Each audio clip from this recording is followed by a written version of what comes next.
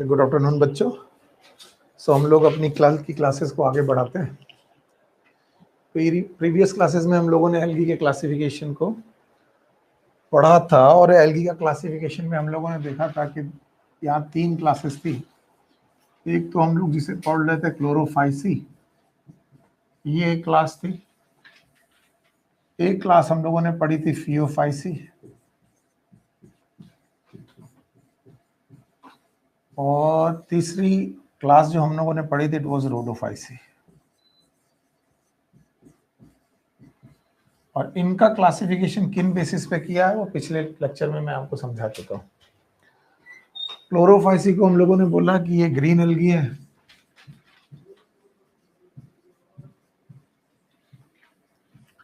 Phaeophyceae को हम लोगों ने बोला कि ये ब्राउन एल्गी है,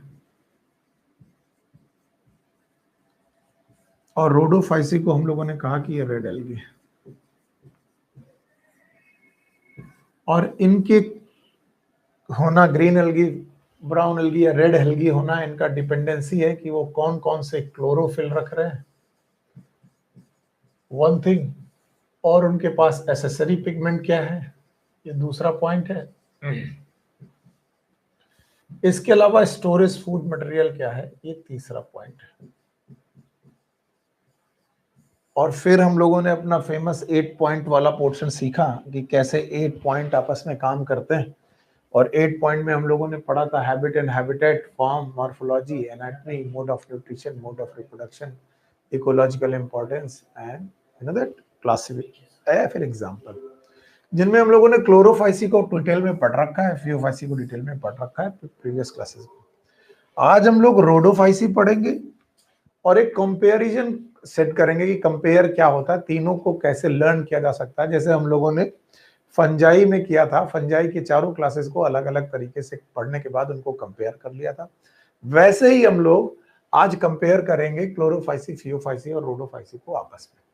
तो चलते हैं, हमारा नेक्स्ट क्लास जो है जिसे हमें पढ़ना चाहिए, and this is known as Rhodophyceae.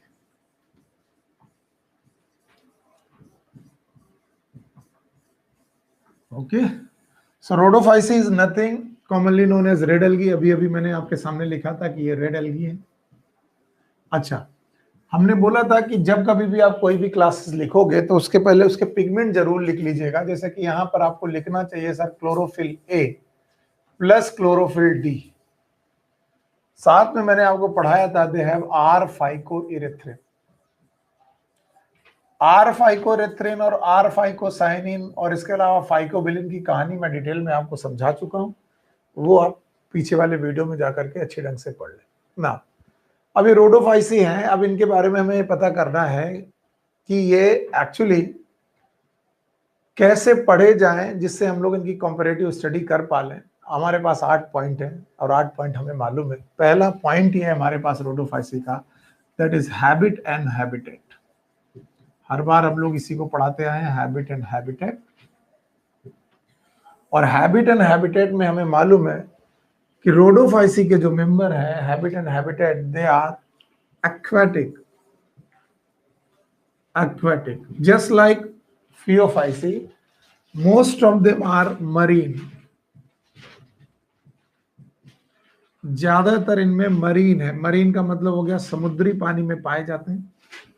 And some of them, most of them are marine and some of them they live in fresh water.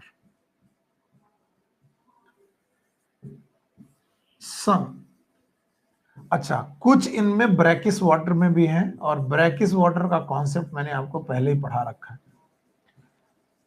अगर आपके पास थोड़ी सी भी होशियारी है तो यहीं पर तीनों को कंपेयर कर लो। चलो, क्लोरोफाइसी मोस्टली फ्रेश वाटर, बहुत कम है जो मैराइन है। Phaeophyceae mostly marine, rarely fresh water, rarely शब्द याद है। और यहाँ पर mostly marine, some fresh water, some brackish water, ये इस कंडीशन में है। सो हैबिट एंड हैबिटेट आपका क्लियर हो गया। दूसरा फॉर्म, सिंपल है, इनका फॉर्म जो है they are multi cellular, like Phaeophyceae they are multi cellular eukaryotic.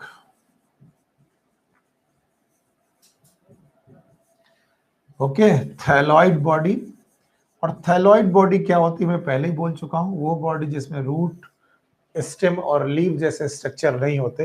तो फॉर्म हो गया मल्टीसेलुलर यूकैरियोटिक एंड थैलॉइड वाली थैलस लाइक बॉडी है। अच्छा, हैबिट एंड हैबिटेट फॉर्म के बाद हमारे पास नेक्स्ट पोर्शन आता है मॉर्फोलॉजी, वो हम पढ़ेंगे, पहले से रिवाइज करेंगे। चलो, रोडोफाइसी में क्लोरोफिल ए एंड डी और आर फाइकोइरेथ्रिन, और रेड एल्गी इनका कॉमन नाम है। दूसरा इनका हैबिट एंड हैबिटेट जो है वो एक्वाटिक है। मोस्ट ऑफ द टाइम इनका जो हैबिटेट है वो मरीन है। इनमें से कुछ मेंबर जो है वो फ्रेश वाटर है, कुछ मेंबर फ्रेश वाटर है, कुछ ब्रैकिस वाटर में भी है। इसके बाद हम लोगों ने फॉर्म पढ़ा, इनका multicellular eukaryotic and thallus like body है।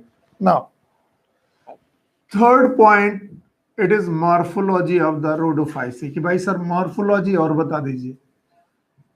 अच्छा चलिए कंपेयर करते हैं, कुछ लिखने के पहले कंपेयर करते हैं। चलो अब बताओ, क्लोरोफाइसी क्या वो फिलामेंटस थे? यस। क्या फिलामेंटस के बाद वो कॉलोनियल थे? यस। अच्छा, क्लोरोफाइसी गया। फियोफाइसी बताइए, नॉर्मल बॉडी की कॉम्प्लेक्स बॉडी? Complex body. आपके पास था hold fast, stipe and front, और उनमें भी क्या थी? ब्रांचिंग। यहां पर भी इनकी मॉर्फोलॉजी जो है, दे have the complex morphology, complex body. अब एनसीईआरटी ने बड़ी चालाकी से केवल कॉम्प्लेक्स बॉडी लिखा है और ये नहीं बताया कि क्या ये स्टाइप या होल्ड फास्ट ये इस तरीके के स्ट्रक्चर है। कॉम्प्लेक्स बॉडी है like that of Phaeophyceae. Phaeophyceae जैसी ही कॉम्प्लेक्स बॉडी है, याद रखना है। तो अब उसे डिटेल में नहीं जाएंगे कि कैसे। हाँ, इनमें ब्रांचिंग और सब ब्रांचिंग नहीं है। ब्रांचिंग और सब ब्रांचिंग कहां पर पाई जाती थी? फियोफाइसी में। यहाँ पर उतनी ब्रांचिंग एंड सब ब्रांचिंग नहीं। मॉर्फोलॉजी के बाद चौथा पॉइंट आता है एनाटॉमी, और हमको मालूम है कि एनाटॉमी लिखने में हमें कोई दिलचस्पी नहीं है, हम हर बार सेलुलर स्ट्रक्चर लिखते हैं। और देखिए मजा तब है जब मैं सेलुलर स्ट्रक्चर लिखूं और आपको क्लोरोफाइसी का और फियोफाइसी का सेलुलर स्ट्रक्चर आ जाए। चलिए देखता हूं आपको मालूम है मैंने सेल बनाई थी और सेल में सेल वॉल बनाई थी, यहां पर भी सेल वॉल ही है। जैसे वहां सेल वॉल थी, यहां पर भी सेल वॉल है। अब ध्यान सुनना, यहां भी जो सेल वॉल है इसकी दो लेयर है। जैसे वहां पर से दो लेयर थी, यहां पर भी दो लेयर है। इनर लेयर हर बार आपको सेलुलोज की ही मिलेगी। आपको याद रखना पड़ेगा, Chlorophyceae inner cellulose, Phaeophyceae inner cellulose. अभी आउटर जो है it is made up of polysulphate Easter. Polysulphate Easter ये एक छोटा सा केमिकल है। इसके अलावा अगर आप भूले नहीं हो तो कैरेंजीन, मैंने आपको बताया था रेड एल्गी से एक मटेरियल निकालते हैं, क्या नाम था? कैरेंजीन। और एल्गिन कहां से निकालते थे? फियोफाइसी से। यस, याद। तो याद रखना सेल वॉल जो है वो आपको सामने दिख रही है कि भाई दो लेयर की है, inner layer cellulose, outer layer polysulphate ester and carrageenan. चलो कंपेयर करो, यहीं पर बैठ के कंपेयर करो। Chlorophyceae inner cellulose, Phaeophyceae inner cellulose, Rhodophyceae inner cellulose. जो कुछ भी डिफरेंसेस हैं आउटर में, पहले में पेक्टोज, दूसरे में एल्गिन, तीसरे में पॉलीसल्फेट ईस्टर एंड कैरेंजीन। अच्छा, वेल फॉर्म। अब प्लांट का है तो बढ़िया सा वैक्यूल होगा, हर बार की तरह यहाँ पर एक अच्छा सा वैक्यूल होगा। वैक्यूल के बाद यहाँ पर आपको मालूम है they will have well form nucleus. Sir ji यहाँ के पास न्यूक्लियस होगा, साइटोप्लाज्म होगा, एज वी नो कि यहाँ पर साइटोप्लाज्म भी होगा। अच्छा, हर बार मैं आपसे बोलता था कि भाई इस स्ट्रक्चर को भूलना नहीं है, इस स्ट्रक्चर का नाम क्या है? क्लोरोप्लास्ट। और मैंने बोला कि क्लोरोप्लास्ट के बारे में कंपैरिजन तुरंत याद रहे। अच्छा, डिफरेंट टाइप ऑफ क्लोरोप्लास्ट कहाँ थे? क्लोरोफाइसी, फियोफाइसी में ऐसा कोई चेंज, लकली रोडोफाइसी में भी ऐसा कोई चेंज नहीं है। तो बेटा क्लोरोप्लास्ट यहाँ पर भी है। अब इन क्लोरोप्लास्ट में पिगमेंट लिख लो। चलो भाई, एक तो है क्लोरोफिल ए जो हर जगह पर है सर, इसके अलावा है क्लोरोफिल डी, ये आपको मालूम है, ये स्पेशल क्लोरोफिल डी है। इसके अलावा आपको मालूम चलेगा आर फाइकोइरेथ्रिन, आर फाइकोइरेथ्रिन। अगर इसके अलावा भी कुछ पूछा जाए तो हमने बोला था बीटा कैरोटीन इज एवरीवेयर, हर जगह पर बीटा कैरोटीन है, क्लोरोफिल ए हर जगह पर है। तो ये सारे पिगमेंट है भाई, ये सारे पिगमेंट है। तो आपको मालूम होना चाहिए कि भैया वेल फॉर्म वैक्यूल है, साइटोप्लाज्म चारों तरफ है, न्यूक्लियस वेल फॉर्म है। इसके अलावा क्लोरोप्लास्ट है, क्लोरोप्लास्ट में क्लोरोफिल ए है, क्लोरोफिल डी है। इसके अलावा आर फाइकोइरेथ्रिन है। And this is about morphology. चलिए, हम लोग पहला पॉइंट हैबिट एंड हैबिटेट, दूसरा पॉइंट फॉर्म, तीसरा पॉइंट मॉर्फोलॉजी पढ़ चुके हैं। आगे एनाटॉमी भी पढ़ रहे हैं, चौथा पॉइंट एनाटॉमी में सेलुलर स्ट्रक्चर भी पढ़ लिए। चलिए रिवाइज करते हैं, आगे इसे मिटाते जाते हैं। मॉर्फोलॉजी, कॉम्प्लेक्स बॉडी है लाइक दैट ऑफ यूफाइसी, कुछ कुछ वैसी है, लेकिन ब्रांचिंग एंड सब ब्रांचिंग वैसी नहीं है। अच्छा, एनाटॉमी में सेलुलर स्ट्रक्चर देखते वक्त वही कंपैरिजन है, सेल वॉल 2 लेयर की है, inner is always of cellulose, outer her bar change है, एक बार पेक्टोज है क्लोरोफाइसी में, एक बार एल्गिन है और एक बार पॉलीसल्फेट ईस्टर है। फिर हम लोग अंदर पहुंचे, वैक्यूल है, साइटोप्लाज्म है, न्यूक्लियस है, क्लोरोप्लास्ट है एज इट इज, बस क्लोरोप्लास्ट में ऐसे कोई वेरिएशन नहीं है। और आपको मालूम है क्लोरोप्लास्ट फोकस में पंगा है, क्लोरोप्लास्ट जो है वो आपको मालूम है कि अलग अलग तरीके के नहीं है, यहाँ पर सारे क्लोरोप्लास्ट एक ही जैसे हैं। और उन क्लोरोप्लास्ट को हम लोगों ने समझने के लिए बोला कि they have chlorophyll A, chlorophyll D, R phycoerythrin and beta carotene. Okay, अब एनाटॉमी के बाद हमारे पास मोड ऑफ न्यूट्रिशन है पढ़ने के लिए, पांचवा पॉइंट।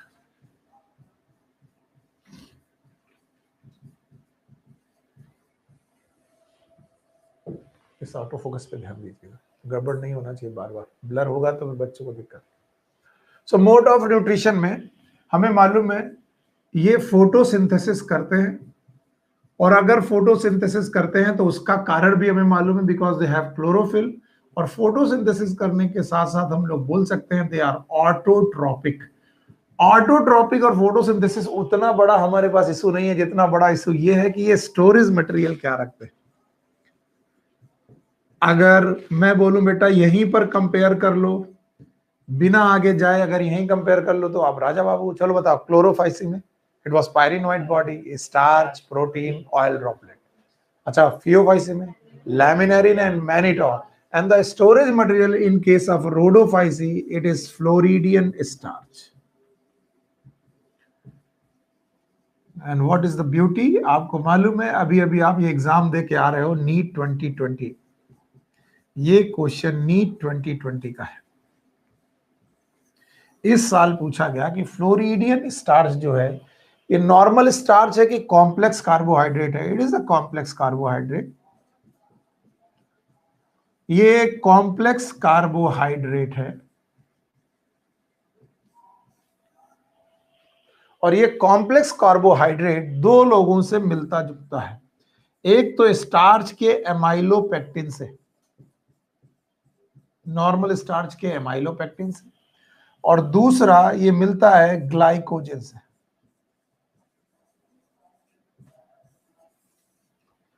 अब यहां पर कंफ्यूजन है, बच्चे मुझसे बोलते हैं कि sir floridean starch is made up of amylopectin glycogen. मैंने ऐसा नहीं कहा, मैंने ऐसा नहीं कहा कि ये अमाइलोपेक्टिन और ग्लाइकोजन से मिलके बना है। No, floridean starch is like that of amylopectin और ग्लाइकोजन।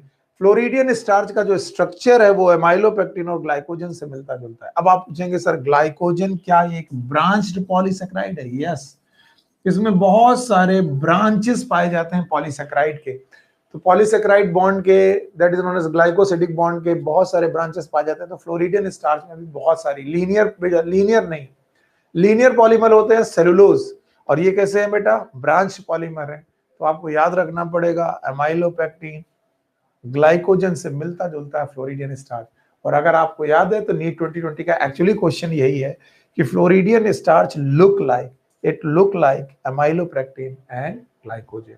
अगर अमाइलोपेक्टिन और ग्लाइकोजन जैसा दिख रहा है तो आपको मालूम होना चाहिए। ओके, नाउ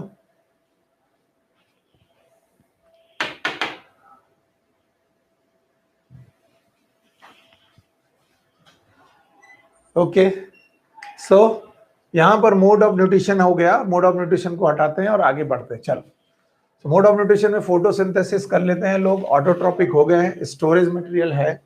इसके अलावा नीट 2020 में ये जो फ्लोरिडियन स्टार्च का क्वेश्चन आया कि स्टोरेज मटेरियल इनका क्या है, फ्लोरिडियन स्टार्च है, और ये किसके किससे मिलकर के बना हुआ है? It is made up of glycogen and amylopectin. So आपको वही लर्न करना पड़ेगा। Now next is point number 6, it is known as mode of reproduction.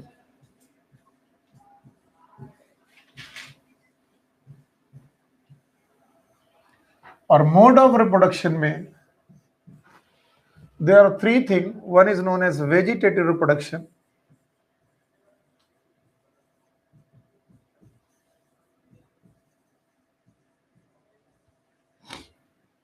Number two is asexual reproduction.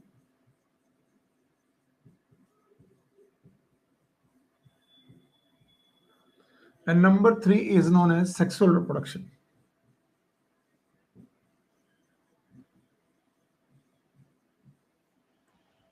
So as we know, the mode of reproduction have three types: vegetative reproduction, asexual reproduction, sexual reproduction.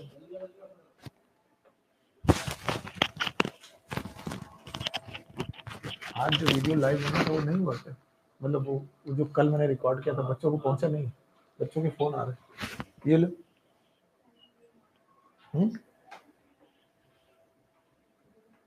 Hello hello, हाँ जी, hello,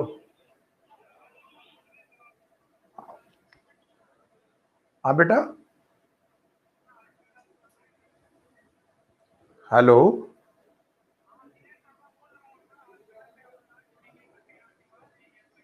हाँ चले जाओ। हाँ बेटा, मैं class में हूँ अभी। कल का जो रिकॉर्डेड वीडियो था वो प्राइम हो रहा है कि नहीं हो रहा है? प्रीमियर हो रहा है कि नहीं हो रहा है? Okay, thank you. चल, मोड ऑफ रिप्रोडक्शन तीन तरीके का मोड है। One is known as vegetative reproduction, asexual reproduction and sexual reproduction. I am sorry, जो बीच में थोड़ा सा आपको परेशानी हुई। तो वेजिटेटिव, एसेक्सुअल और सेक्सुअल रिप्रोडक्शन में vegetative is always, it is always fragmentation as usual. तो यहां पर भी बेटा फ्रेगमेंटेशन इनका वेजिटेटिव मोड ऑफ रिप्रोडक्शन। अच्छा, एसेक्सुअल रिप्रोडक्शन बनाते वक्त they form the spores in sporangia.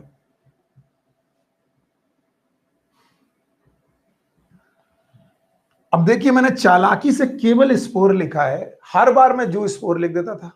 अब इस बात को ध्यान दीजिए, नोटिफाई करिए। क्लोरोफाइसी जू स्पोर, फियोफाइसी जू स्पोर।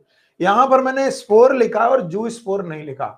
जानते हैं क्यों? क्योंकि एक लाइन आपको मैं बोलूंगा कि आप ये लिख लीजिए रोडोफाइसी में, that motile stage is rare.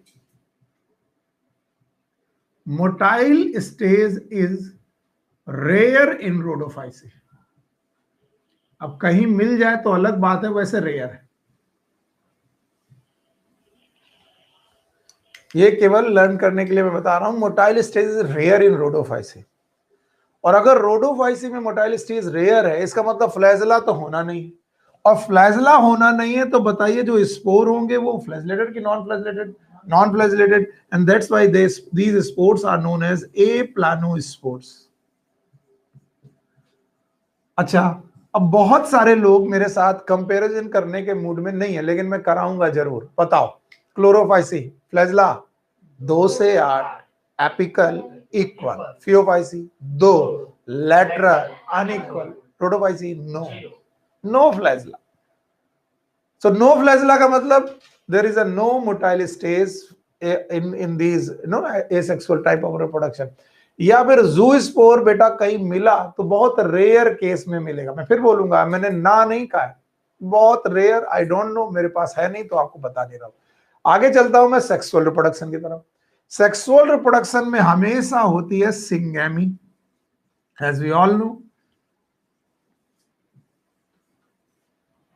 Sexual reproduction करते वक्त ये हमेशा करते हैं सिंगैमी, जिसमें से मेल गैमीट और फीमेल गैमीट आपस में फ्यूज करके जाइगोट बनाते हैं। Male gamete haploid, female gamete haploid, zygote is diploid. अब देखो, मैंने आपको एक बात लिखवा करके मैं अपने आप में फंस गया हूं। क्या फंस गया हूं? मैंने बोला motile stage is rare in Rhodophyceae. तो बताओ आइसोगेमस कैसे होते हैं? मोटाइल। एनाइसोगेमस कैसे होते हैं? मोटाइल। तो याद रखना, इनमें there is no isogamous, no isogamous, anisogamous, only oogamous type of reproduction. याद रखना, ये बात बड़ी अच्छी तरीके से लिख लेना, only oogamous type of the reproduction, oogamous, syngamy. Syngamy जो इनकी है वो oogammy है। अब याद रखना, इनमें आइसोगेमस और एनाइसोगेमस कंडीशंस नहीं पाई जाती। अब देखा जाए तो मैं अपनी बातों में फिर फंस गया। कैसे मैं अपनी बातों में फंस गया? क्योंकि जब मैंने ऊगैमस आपको पढ़ाया था तो मैंने पढ़ाया था ऊगैमस कंडीशन वो होती है जिसमें मेल मोटाइल होता है, फीमेल नॉन मोटाइल होती, ऊगोनिया के अंदर होती। और आप सर कह रहे हो कि सर यहाँ ऊगैमस टाइप रिप्रोडक्शन है तो इसका मतलब मोटाइल स्टेज होनी चाहिए, और मोटाइल स्टेज होनी चाहिए तो आपने बोला मोटाइल स्टेज इज रेयर। तो आपको यहां पर एक छोटा सा पॉइंट लिखना पड़ेगा और बड़े बोल्ड लेटर में लिखना पड़ेगा, इनकी जो ऊगैमी है it is known as advance oogamy. Advance oogamy, तो ये क्वेश्चन डायरेक्ट पूछा जाता है कि बताइए एडवांस ऊगैमी किस एल्गी के ग्रुप में पाई जाती है। एनसीईआरटी में नहीं दिया गया, आप लोग लिख लीजिएगा। एक अलग तरीके की एडवांस ऊगैमी है जो कि केवल और केवल रोडोफाइसी में पाई जाती है, इसके अलावा और कहीं नहीं पाई जाती एडवांस ऊगैमी। तो आइए अब इसको धीरे धीरे समझते आगे चलते हैं। मोड ऑफ रिप्रोडक्शन में मैंने बोला कि 3 तरीके का रिप्रोडक्शन है। One is known as vegetative reproduction, that is always fragmentation, हर बार की तरह यहां फ्रेगमेंटेशन है, हटा दिया। एसेक्सुअल रिप्रोडक्शन के दौरान हमने बोला कि there is a formation of spore, but these spore are non motile and that's why they are known as aplanospore. और सेक्सुअल रिप्रोडक्शन करते वक्त मैंने बोला हाँ सिंगेमी है, जैसे क्लोरोफाइसी में सिंगेमी, फियोफाइसी में सिंगेमी, रोडोफाइसी में सिंगेमी। लेकिन सिंगेमी 3 प्रकार की होती है, आइसोगैमस, एनाइसोगैमस, ऊगैमस। यहां पर केवल ऊगैमस, और ऊगैमस में भी कैसी एडवांस ऊगैमी। ये बात आप लिख के आगे बढ़ जाइए और कुछ मत बोलिए, कभी क्वेश्चन आया भी तो एडवांस ऊगैमी का ही आएगा। So it was the mode of reproduction. Mode of reproduction के बाद इकोलॉजिकल इंपॉर्टेंस है जो मैंने पहले आपको पढ़ा रखी है, और अब आपके सामने आता है अब आपके सामने आता है सर एग्जांपल्स, और क्लासिफिकेशन तो ऑलरेडी डिस्कस है। तो examples of the Rhodophyceae. Examples of the Rhodophyceae में आपके पास 2 पी है, that is P square and G square. P square में एक है पोरफायरा, आप अपने पेज में बुक में देख सकते हैं, it is known as Porphyra और पॉलीसाइफोनिया।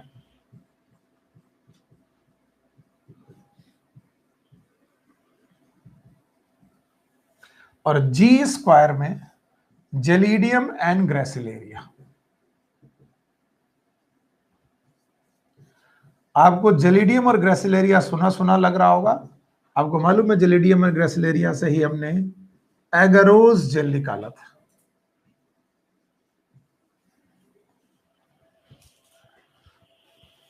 ओके, अब रोडोफाइसी में 1-2 ऐसी बातें जो रिलेटेड है फिजिक्स से लेकिन बायोलॉजी में अप्लाई हो रही हैं, आप लोग ध्यान सुने, वो सुनना आपको बहुत ज्यादा जरूरी है। इसके बाद मैं रोडोफाइसी को कंप्लीट करता हूं। ऐसे एग्जांपल मैंने बता दिया, रोडोफाइसी ऑलमोस्ट कंप्लीट हो गया, लेकिन मैं एक चीज बताने की कोशिश कर रहा हूं। आपको मालूम है ओशियन इज लाइक बेसिन, जैसा हमारा बेसिन होता है, वॉश बेसिन होता है, ठीक वैसा बड़ा बेसिन, बहुत बड़ा। अब ये समुद्र की जो गहराई वाला पोर्शन है यहां तक तो लाइट ही नहीं पहुंचती। तो समुद्र में 3 टिपिकल जोन पाए जाते हैं। एक ऐसा जोन है जहां सनलाइट बहुत ज्यादा पड़ रही है, क्योंकि ऊपर वाला, बहुत ऑब्वियस बात है, ऊपर वाला जोन होगा, and this zone is known as euphotic zone.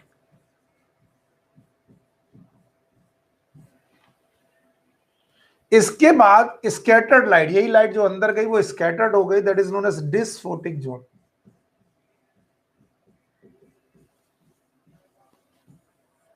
और इसके बाद जो सबसे नीचे वाला जोन है ये हमेशा अंधेरे में रहता है, that is known as aphotic zone.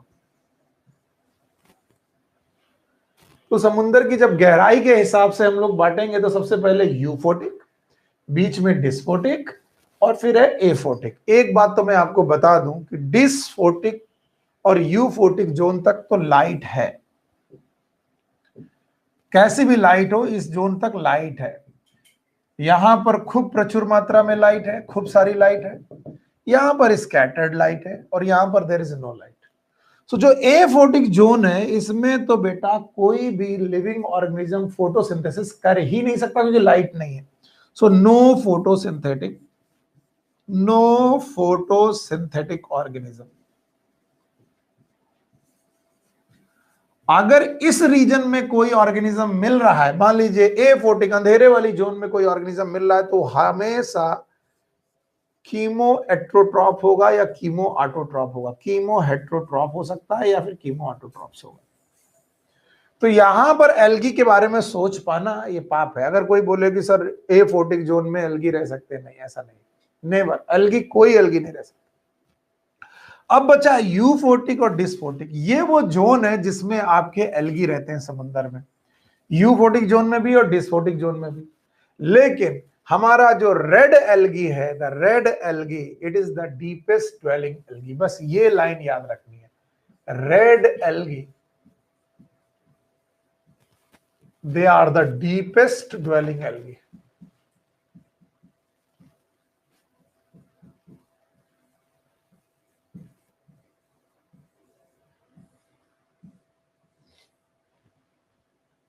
और इसका कारण कई बार पूछती है बुक, ऐसा क्यों है? आपको मालूम है शायद वेवलेंथ का स्कैटरिंग से कोई रिलेशन है। फिजिक्स में वेवलेंथ जितनी ज्यादा, स्कैटरिंग उतनी कम। तो आपको मालूम है रेड एल्गी के साथ एक पिगमेंट है R-फाइकोइरेथ्रिन, और वो यहाँ पर काम आता है फोटोसिंथेसिस के लिए, तो उससे रिलेटेड है। बाकी अगर आपको सब कुछ जानना है तो आप इतना डिटेल में मत जाइए। मैं तो कहूंगा कि आप इतना समझिए कि केवल और केवल कभी पूछा जाए कि रेड एल्गी और ब्राउन एल्गी और ग्रीन एल्गी में जो सबसे गहराई में पाए जाने वाले एल्गी होंगे वो कौन से होंगे? They are red algae. अच्छा, क्या कोई भी एल्गी, क्या रेड एल्गी भी A14 जोन में मिल सकता है? नो। मैक्सिमम बेटा कहां तक पहुंच सकते हैं? डिस्फोटिक। A14 का मतलब होता है नो लाइट, जहां पर लाइट ही नहीं है वहां पर कैसे कोई पहुंच सकता है। सो ये था रोडोफाइसिस से रिलेटेड मेरी तरफ से कुछ बातें, और इसको हम लोग आगे बढ़ा देते हैं। चलिए भाई, तो एग्जाम्पल में P स्क्वायर है Porphyra and Polysiphonia, G square है Gelidium and Gracilaria. Gelidium and Gracilaria से एगारोस जेल निकालते हैं। इसके अलावा हम लोग को मालूम है कि इनमें से जो रेड एल्गी हैं, these are the deepest dwelling algae. ये सारे क्वेश्चन करने के बाद हमारे पास एक चार्ट मिलता है, और वो चार्ट है एनसीईआरटी के पेज नंबर 33 में। मैं आपसे कहूंगा कि उस चार्ट को आप लोग जरूर देखिए, और जरूरत भी है आपको देखने की। ओके, मैं उस चार्ट को आपके सामने लाता हूं। This is the chart. चलिए, और देखिए कि इस चार्ट में आपको क्या समझ में नहीं आ रहा है। सही है, दिख रहा है? ओके, यहां पर आपके सामने लिखी गई है क्लासेस, वो आप देख लीजिए। इसके बाद क्लासेस के कॉमन नेम, फिर उनमें मेजर पिगमेंट्स, फिर इनके स्टोर फूड, फिर इनकी सेल वॉल, फिर इनमें फ्लैजेला का नंबर और उनकी पोजीशन, और फिर ये हैबिटेट। और ये कंपैरिजन का चार्ट है। इस कंपैरिजन वाले चार्ट को आपको उड़ा देना चाहिए। देखो, Chlorophyceae common known as green algae, chlorophyll A and B, साथ में बीटा कैरोटीन। ओके, इसके अलावा store food material is starch. मैंने बोला था अगर कुछ ना दिया हो तो क्या लगाओगे? स्टार्च। आपको क्या याद है? पायरिनोइड बॉडी। यस, पायरिनोइड बॉडी भी आपको याद है। इसके अलावा ऑयल ड्रॉपलेट्स याद है। Now cell wall, cellulose inner wall, और आउटर में क्या था? पेक्टोज। आपको याद है सेलुलोज और पेक्टोज या पेक्टिन प्रेजेंट है। इसके बाद फ्लैजेला का नंबर आपको याद होगा। मैंने बोला था फ्लैजेला का नंबर 2 से 8 इक्वल और एपिकल। और मैंने बोला था कहाँ रहेंगे? फ्रेश वाटर में रह सकते हैं, ब्रैकिश वाटर में रह सकते हैं, सॉल्ट वाटर में रह सकते हैं, लेकिन ज्यादातर फ्रेश वाटर। अभी दूसरा लो, Phaeophyceae. Phaeophyceae also known as brown algae, chlorophyll A and C, fucoxanthin. अगर एक और चीज लिखनी है तो क्या लिख लोगे? जेंथोफिल। It is xanthophyll. इसके अलावा store food material is mannitol and laminarin, that is complex carbohydrate. इनकी सेल वॉल में प्रेजेंट है सेलुलोज एंड एल्गिन। अच्छा बताओ, फ्लैजेला का नंबर कितना है? 2। यहां लिखा हुआ देख रहे हैं आप, 2। इक्वल के unequal? Unequal and lateral. Fresh water इनमें देखो कैसे हैं? रेयर। ब्रैकिश वाटर में और सॉल्ट वाटर इनका मेन है, जहां पर ये लोग रहते हैं। सॉल्ट वाटर का मतलब हो गया marine. Now the Rhodophyceae, red algae, इनका कॉमन नाम है क्लोरोफिल A है और D है। R-फाइकोइरेथ्रिन है, R आप लगा सकते हैं, इट इज R-फाइकोइरेथ्रिन। याद रखना, फ्लोरिडियन स्टार्च इनका फूड मटेरियल है, जिससे क्वेश्चन पूछा गया। इनकी सेल वॉल देखिए, आप लोग खुद सोचिए, सेलुलोज, पेक्टिन, पॉलीसल्फेट ईस्टर, अभी मैंने पढ़ाया था, और साथ में मैंने नाम बताया था कैरेंजीन। अच्छा बताओ, फ्लैजेला प्रेजेंट की एब्सेंट? एब्सेंट। अगर फ्लैजेला एब्सेंट है तो बताओ ज़ूस्पोर नहीं होंगे, फ्लैजिलेटेड गैमीट भी नहीं होंगे, तो ऊगैमी में फ्लैजिलेटेड गैमीट नहीं होगा, तो बताओ फिर कैसी ऊगैमी? Advance oogamy. और इनमें फ्रेश वाटर में कुछ लोग हैं, ब्रैकिस वाटर में है, और साल्टी वाटर में मोस्ट है। अब यहां से एक क्वेश्चन गड़बड़ करते हैं बच्चे, इस चार्ट से ध्यान सुनना।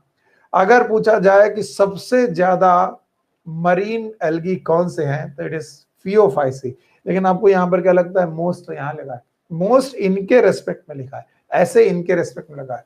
तो दुनिया में सबसे ज्यादा एल्गी जिनकी बड़ी बड़ी कॉलोनीज है, जिन्हें हमने बोला था giants of algal bird, these are Phaeophyceae. तो इस तरीके से ये चार्ट है।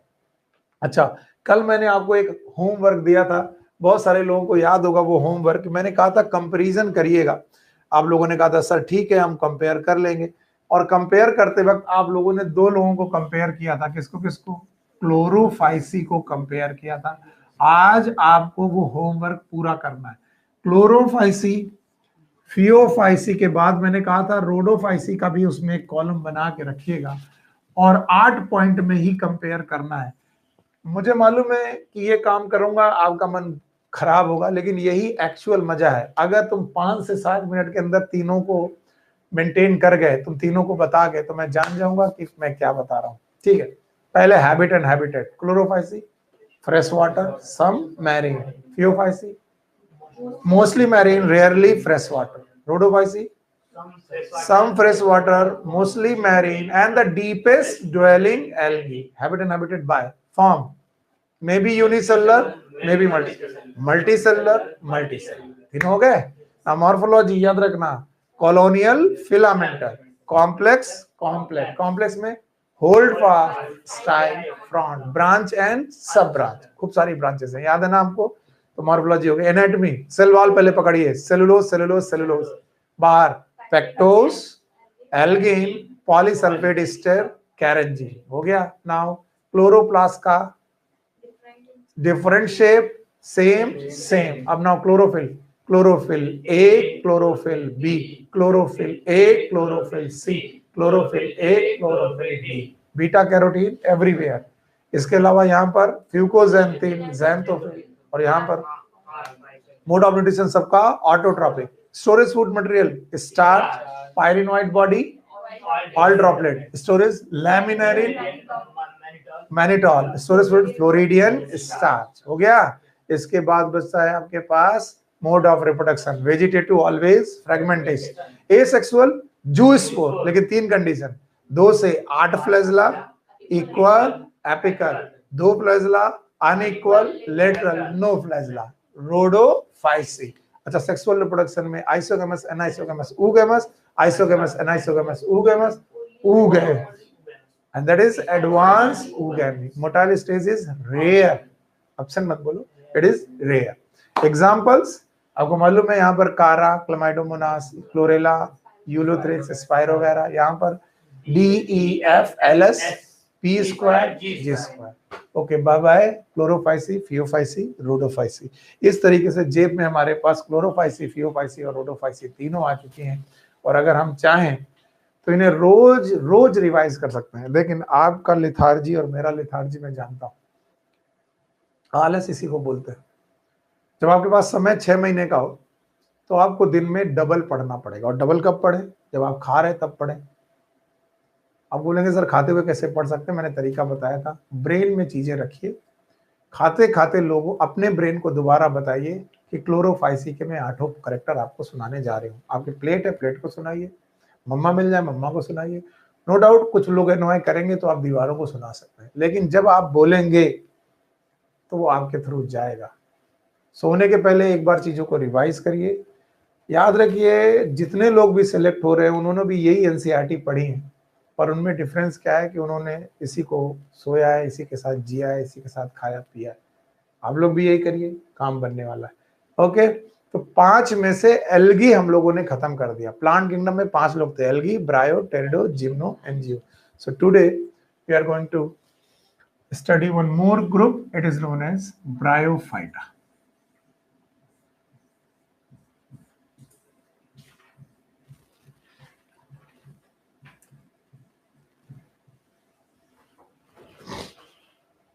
और जब लोग बोलते हैं बायोलॉजी रटने का सब्जेक्ट है, तो मैं कहता हूं हाँ, तुम लोग ऐसे ही बदनाम करो बायोलॉजी को और रट्टा मारते रहो। बायोलॉजी रटने का सब्जेक्ट नहीं है, इसका मैं प्रूफ हर बार देता रहता हूं। मैंने कहा है कि जब भी कभी बायोलॉजी पढ़ो तो टर्म के बारे में सोचो, इसका नाम यही क्यों है। और टर्म अपनी डेफिनेशन खुद लेकर के चलता है, याद रखना। टर्म अपनी डेफिनेशन खुद लेकर के चलता है।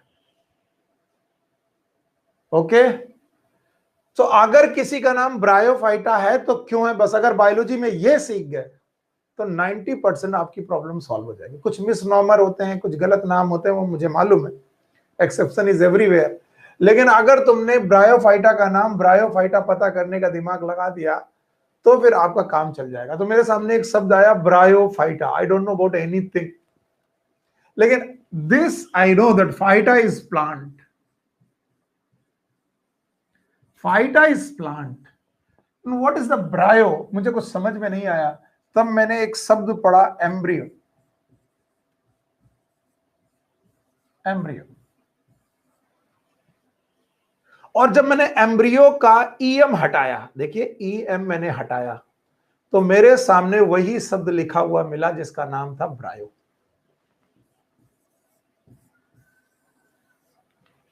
तो मैं बता सकता हूं कि जो ब्रायो शब्द लिया गया ये एम्ब्रियो से लिया गया, एम्ब्रियो से लिया गया। ये दुनिया के पहले प्लांट है, मैंने एनिमल नहीं बोला या ना ऑर्गेनिज्म बोला, दुनिया के पहले प्लांट है जिन्होंने जिन्होंने बेटा एम्ब्रियो बनाया। These are the first plant.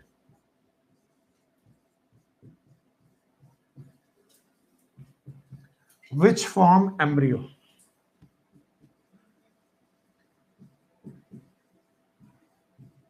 कुछ बच्चों के कमेंट मेरे पास आते हैं कि सर मैं तो बायोलॉजी रटने का सब्जेक्ट मानता था या मानती थी, अब आपको लगता है कि नहीं सर बायोलॉजी भी समझी जा सकती है। तो याद रखना, बायोलॉजी साइंस है, इट्स नॉट आर्ट।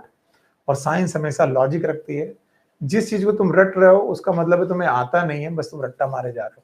तो याद रखना हर जगह कॉन्सेप्ट है। और प्लांट किंगडम जैसे किंगडम में जिसको तुम लोगों ने रट रट के पढ़ा है, इनमें तो बहुत कॉन्सेप्ट है। मैं आपको एक एक कॉन्सेप्ट आज धीरे धीरे बताता जाऊंगा, आप पकड़ते जाइए और आप बढ़िया हीरो बन जाइए। देखिए ब्रायोफाइटा भी हमने पढ़ाना शुरू नहीं किया, मैंने ब्रायोफाइटा का नाम ब्रायोफाइटा क्यों रखा गया इसके पीछे में पड़ गया। Why Bryophyta is known as bryophyta.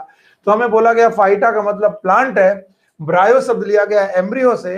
ये पहले प्लांट है जिन्होंने दुनिया में आके क्या बनाया, एम्ब्रियो। तो अब हमको लगा क्या सर एल्गी एम्ब्रियो नहीं बनाते, नो, नो एम्ब्रियो। अच्छा अगर मैं लीनियस की मानूं तो फंजाई भी प्लांट था, fungi was the plant according to Linnaeus. तो क्या सर फंजाई भी एम्ब्रियो नहीं बनाते, नो एम्ब्रियो। और बैक्टीरिया के बारे में तो कुछ बात ही नहीं कर सकते। बैक्टीरिया के बारे में बात क्यों नहीं सकते, बैक्टीरिया में तो रिप्रोडक्शन भी, सेक्सुअल रिप्रोडक्शन भी कैसा है, प्रिमिटिव। तो वो एम्ब्रियो क्या बनाएंगे। तो याद रखना एल्गी और फंजाई जैसे जो बेटा हमारे ग्रुप हैं, ये लोअर प्लांट ग्रुप है। अब कुछ लोग इसमें भी ऐतराज करेंगे, फंजाई कहाँ प्लांट है सर। मैंने बोला ना ये लीनियस के अकॉर्डिंग है प्लांट। लीनियस ने दुनिया को कितने किंगडम में बांटा था, 2। और उस समय पर एल्गी और फंजाई वर कंसीडर्ड एज प्लांट। तो बोलते हैं ना तो एल्गी में एम्ब्रियो है ना तो फंजाई में एम्ब्रियो है। अब बोले रट्टा मार ले, रट्टा मत मारो। इसका भी कॉन्सेप्ट है कि why they do not have embryo. इसका जो कॉन्सेप्ट, सॉरी, जिसका जो कॉन्सेप्ट है मैं वो आपके सामने डिस्कस करने जा रहा हूं। When the male gamete, see this is a male gamete, let's suppose, and sometime this is a female gamete. When the male gamete and female gamete they fuse, the process is known as syngamy, और एक structure बनता है that is known as zygote। इसके बारे में मैंने बहुत चर्चा बोली है। अगर मेल गैमेट हैप्लॉइड है, फीमेल गैमेट भी हैप्लॉइड होता है, एक रूल होता है, गैमेट्स आर ऑलवेज हैप्लॉइड। एक एक्सेप्शन है वो कभी मैं बताऊंगा, गैमेट्स आर ऑलवेज हैप्लॉइड। और जब हैप्लॉइड चीजें आपस में जुड़ती हैं तो बन जाता है डिप्लॉइड जाइगोट। अब ये जो जाइगोट है ये यूनिसेलुलर ऑर्गेनिज्म है, याद रखना, it is a unicellular structure है। अब इस जाइगोट से मल्टी सेलुलर बॉडी बननी है। एल्गी भी मल्टी सेलुलर हो सकते हैं, फंजाई भी मल्टी सेलुलर हो सकते हैं, ब्रायोफाइटा भी मल्टी सेलुलर है, जिम्नोस्पर्म भी मल्टी सेलुलर है, एंजियोस्पर्म भी मल्टी सेलुलर। फिर से सुनिए, जाइगोट इज यूनिसेलुलर, एक ही कोशिका है जाइगोट। अब ये जाइगोट मल्टी सेलुलर बॉडी को बनाने जा रहा है, मल्टी सेलुलर बॉडी को बनाने जा रहा है, इसका मतलब जाइगोट डिवाइड करने जा रहा है। भाई एक कोशिका से बहुत सारी कोशिका बनेगी कैसे? By the process known as cell division. तो अगर मैं इससे बोलूं कि ये सेल डिवीजन करने जा रहा है, तो दुनिया में सेल डिवीजन कितने हैं? दो, एक कौन? माइटोसिस, और एक कौन? मियोसिस। और ये रूल है, याद रखना, इट्स अ रूल। मैं यहां पर लिख दे रहा हूं बड़ा बड़ा, ये रूल है। अगर जाइगोट में, मैं फिर से बोल दूं, यहां जाइगोट बनाने, अगर जाइगोट में मियोसिस हो गई, अगर जाइगोट में मियोसिस हो गई, there will be no embryo. Embryo नहीं बन सकता। अगर जाइगोट में मियोसिस हो गई, there will be no embryo. और अगर एम्ब्रियो नहीं बने तो सर क्या बनेगा? They will form spores. और अगर जाइगोट में हो गई mitosis, it will form embryo.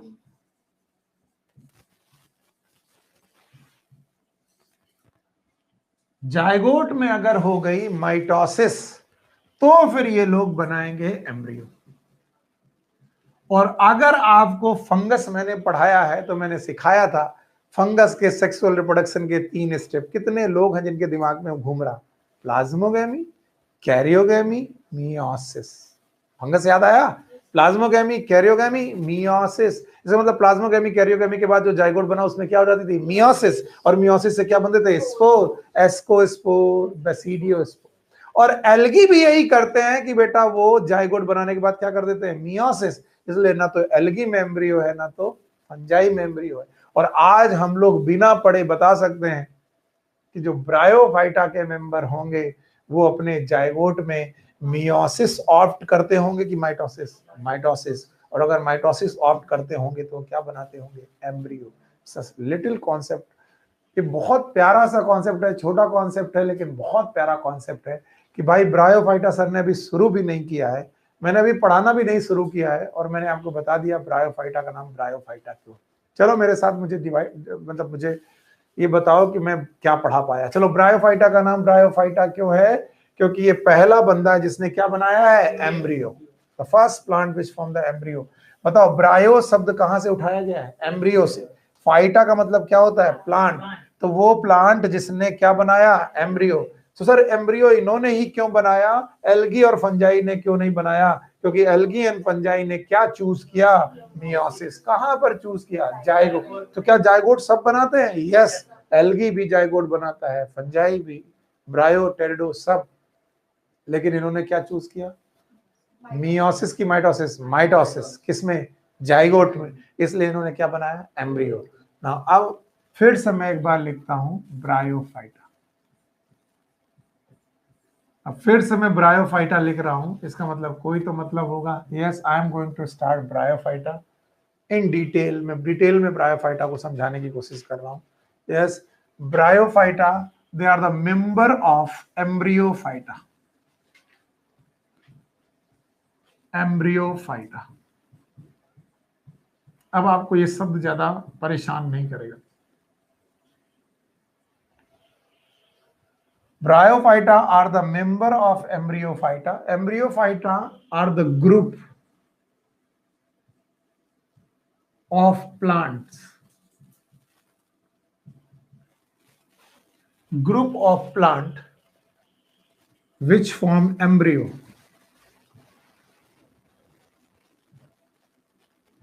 ये ग्रुप ऑफ प्लांट है जिन्होंने एम्ब्रियो बनाना है। और एम्ब्रियोफाइटा के मेंबर में 4 लोग आते हैं mainly.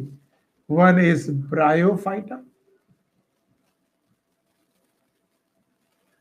another one is known as pteridophyta, number 3rd is known as gymnosperm, and number 4 is angiosperm.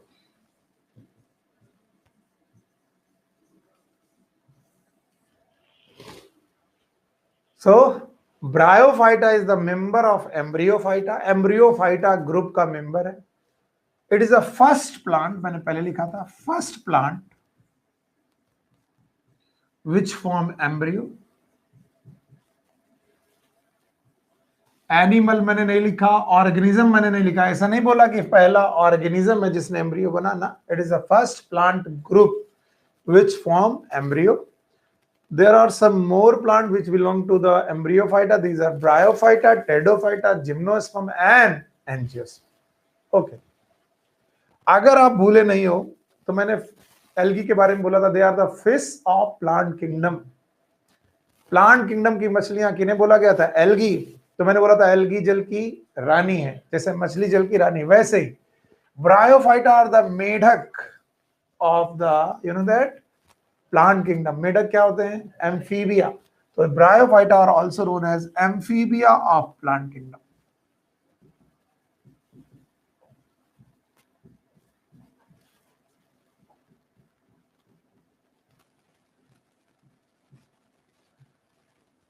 They are the amphibia of plant kingdom just because they require land and water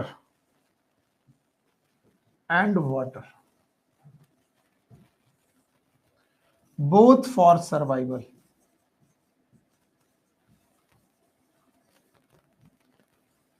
इनके survival के लिए land भी जरूरी है और water भी जरूरी है। अच्छा, यहां से मैं आपको बता दूं, they are the first plant which try the terrestrial habitat. ये पहले प्लांट ग्रुप हैं जिन्होंने लैंड में आने की जरूरत की। इसके पहले एल्गी कहां थे? कहां पर थे? पानी में। तो they are the first land plant. क्योंकि फंजाई को हम लोग प्लांट मान नहीं रहे, तो हम लोग बोलेंगे they are the first land plant.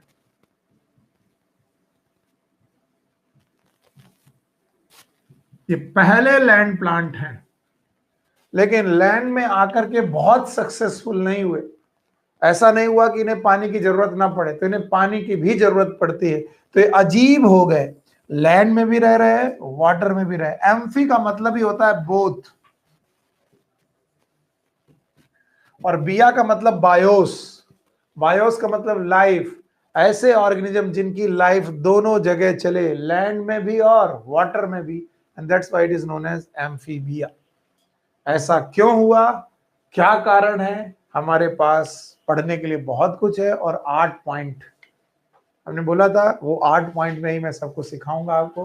तो यहां पर भी वो 8 पॉइंट आपको समझाने की कोशिश कर रहा हूं। चलो भाई, so Bryophyta are the member of Embryophyta. Embryophyta वो ग्रुप है प्लांट का जिसमें एम्ब्रियो बनाने की क्षमता होती है। इनमें है ब्रायो, टेरिडो, जिम्नो, एंजियो। तो कोई बोले एंजियोस्पर्म क्या एम्ब्रियो बनाते हैं? यस, जिम्नोस्पर्म भी एम्ब्रियो बनाते हैं। पहला बंदा जिसने एम्ब्रियो बनाया वो कौन है? ब्रायोफाइटा। क्या ये पहला लैंड प्लांट है? यस। इसके पहले कौन था पानी में? एल्गी। एल्गी पानी में ही जिंदगी गुजार गए। क्या वो पानी से बाहर आए? नो। पानी से बाहर आने की पहली बार क्षमता किसने की? ब्रायोफाइटा ने। लेकिन वो बहुत सक्सेसफुल नहीं हुए। उन्हें पानी की अभी भी जरूरत पड़ती है। यस। पानी की जरूरत क्यों पड़ती है? उनके सेक्सुअल रिप्रोडक्शन के दौरान उन्हें जरूरत पड़ती है। तो याद रखना, पानी में भी रहते हैं, लैंड में भी रहते हैं। लैंड और वाटर दोनों जगह पर रहने की वजह से इन्हें बोलते हैं amphibians of plant kingdom. Now my dear student, Bryophyta को भी हमें 8 पॉइंट में ही इंक्लूड कर लेना है, ताकि बैठे बैठे खाते पीते हम लोग उन 8 पॉइंट को पढ़ सकें। यस, पहला पॉइंट है हैबिट एंड हैबिटेट। बहुत आसान है चीजें, हम उन्हें मुश्किल बनाते हैं। बताइए आप क्या बोलोगे? अभी अभी बोला था, they are amphibia, they live upon moist places, live upon moist, cool and shady places.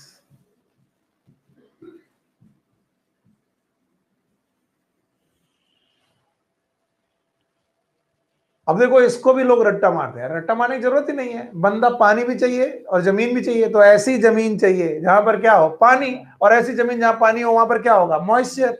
तो मॉइस्चर वाली जगह पर क्या होगा? कूल। और वो छायादार जगह होनी चाहिए। It required live upon moist, cool and सैडी places. ऐसी जगह पर जहां छाया हो, कूल जगह हो, वहां पर रहने की कोशिश करते हैं। पहले लिखा चुका हूं, फिर लिखा रहा हूं, फर्स्ट लैंड प्लांट दूसरा पॉइंट, रिक्वायर वाटर। अगर लैंड प्लांट थे तो लैंड में ही रह जाते, लेकिन require water for sexual reproduction. यहां पर एक गलती, जो इतने लोग भी रिपीटर हैं वो अक्सर गलती करते हैं, मैं गलती लिख दे रहा हूं आपकी, बाद में मत कहना। यहां पर लोग लिखते हैं they require water for fertilization, और मैं भी यहां पर लिख सकता हूं they require water for fertilization, लेकिन जैसे मैं लिखूंगा they require water for fertilization, आपका मन करने लगता है कि फर्टिलाइजेशन पानी में हो रहा है। नो, फिर से नो, इनका फर्टिलाइजेशन कभी भी वाटर में नहीं होता, बट वाटर इन्हें जरूरी है for the sexual reproduction, gamete के मूवमेंट के लिए। गैमीट मूवमेंट होता है, जो गैमीट मूव करते हैं वो वाटर में ही मूव करते हैं, मूव इन वाटर। और अगर बेटा वाटर ना होता तो गैमीट मूव ना करते, और गैमीट मूव ना करता, उसमें भी मेल गैमीट मूव ना करता, तो बेटा फर्टिलाइजेशन के चांसेस नहीं होते। तो क्या फर्टिलाइजेशन पानी में होता है? नहीं। बहुत बढ़िया बात, फर्टिलाइजेशन के लिए पानी चाहिए, और इसीलिए इन्हें बोलते हैं amphibian of plant kingdom. Okay, इसके बाद बेटा फॉर्म, और ये फॉर्म में बड़ी जबरदस्त चीजें सीखने को हैं। इसके बाद मैं यहां पर हटाऊंगा, और फॉर्म लिखने के पहले मैं एक छोटा सा और कॉन्सेप्ट आपको सिखाऊंगा। चलिए, फॉर्म आपको याद रखना पड़ेगा, दे आर मल्टी सेलुलर। पहले की तरह आपको याद रखना पड़ेगा, दे आर मल्टी सेलुलर। और दूसरे फॉर्म में आपको याद रखना पड़ेगा, दे आर यूकैरियोटिक। मैं आपको पहले से बता रहा हूं, अभी फॉर्म पूरा नहीं हुआ है। फॉर्म में लिखने के लिए एक पॉइंट और है, लेकिन वो पॉइंट तभी समझ में आएगा जब मैं आपको प्लांट किंगडम का एक छोटा सा कॉन्सेप्ट समझा पाऊंगा। तो इसके पहले कि मैं वो प्लांट किंगडम का एक छोटा सा कॉन्सेप्ट समझाऊं, इसे मुझे बता दो। बताओ, ब्रायोफाइटा का हैबिटेट कहां पर है? दे live upon moist, cool and सैडी places. First land plant है जिन्हें पानी की जरूरत है, और पानी की जरूरत किसके लिए है? सेक्सुअल रिप्रोडक्शन, फर्टिलाइजेशन के लिए। क्या फर्टिलाइजेशन पानी में होता है? नो। फर्टिलाइजेशन के लिए पानी जरूरी है, लेकिन फर्टिलाइजेशन पानी में नहीं होता। क्या ये मल्टी सेलुलर हैं? यस। और क्या ये यूकैरियोटिक हैं? यस। और एक बात और है जो सर लिखना चाहते हैं, जो उन्होंने नहीं लिखी है, उसका कारण वो आपको प्लांट किंगडम का एक छोटा सा कॉन्सेप्ट सिखाना चाहते हैं। मैंने बहुत बार बच्चों को ये बात सिखाई है, इसलिए अपना दिमाग खोल करके बैठिए। अगर आपको ये आ गया, अगर ये आ गया, तो फिर आपको किसी भी चीज से डरने की जरूरत नहीं है। याद रखना, मैंने पढ़ाया था प्लांट दो प्रकार की जनरेशन रखते हैं। Number one is known as gametophyte,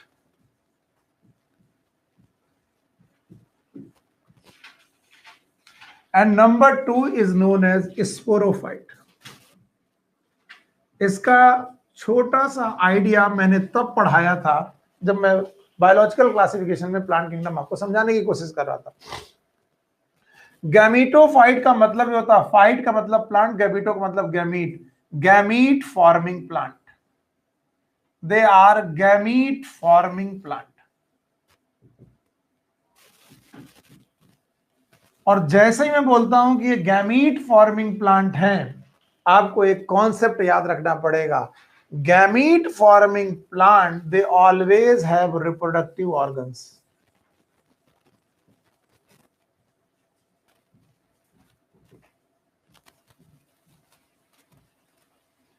They always have reproductive organs.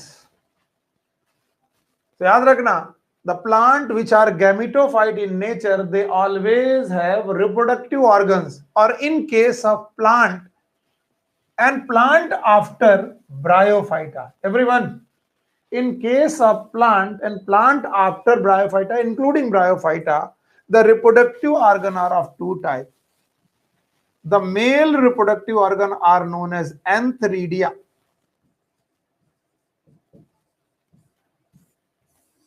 and the female reproductive organ is known as archegonia.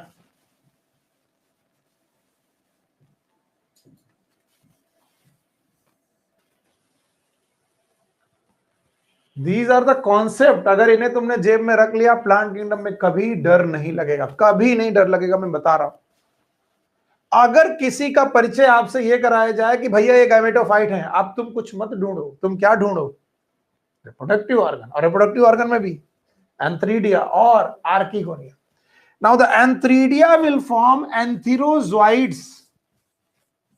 एंथीरोजोइड्स, zoids are gametes, zoids का मतलब ये होता है gametes, and archegonia will form egg, antherozoid and egg. Okay, just because antherozoid is haploid, archegonia से बनने वाला egg is also haploid, because the rule is all gametes are haploid. यहां लिख लो, golden rule से, गोल्डन रूल है, all gametes are haploids.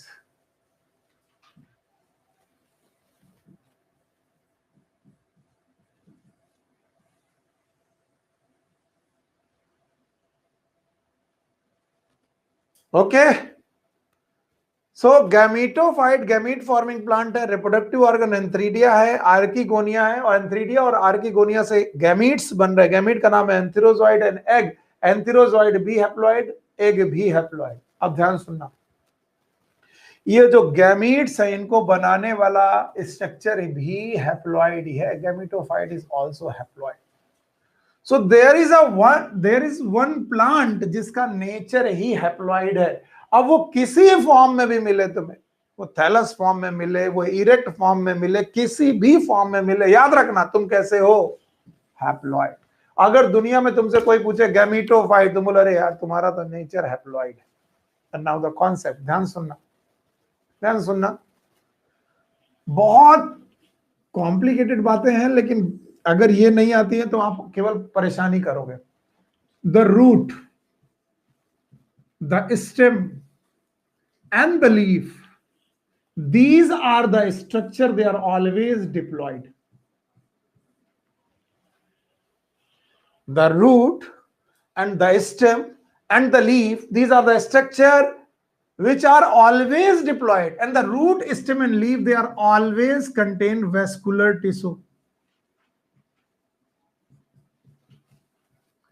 And we all know the vascular tissue are of two type. Number one is xylem and number two is phloem. So बच्चा मेरे, दुनिया में एक भी कोई ऐसा प्लांट मुझे नजर नहीं आता जो हैप्लॉइड हो और जिसमें रूट हो, स्टेम हो, लीफ हो और जाइलम और फ्लोएम हो. This is the concept. तो अगर मैं पूछूं गैमीटोफाइट जो बंदा है जिसका नेचर हैप्लॉइड है, क्या उसके नेचर में, जिसके नेचर में हैप्लॉइड कंडीशन है, क्या वो गैमीटोफाइट प्लांट होने के बावजूद भी रूट, स्टेम, लीफ और वैस्कुलर टिश्यू रखेगा? No. Why? Just because it is haploid and the root is diploid, stem is diploid, leaf is diploid, vascular tissue वही प्रेजेंट होंगे जो कौन है, diploid. So जैसे ही मैं बोलूं कि तुम्हारे सामने गैमीटोफाइट आ गया है, वैसे ही तुम सोच लो कि अब इसमें रूट नहीं होंगी, स्टेम नहीं होंगे, लीफ नहीं होंगे, वैस्कुलर टिश्यू नहीं.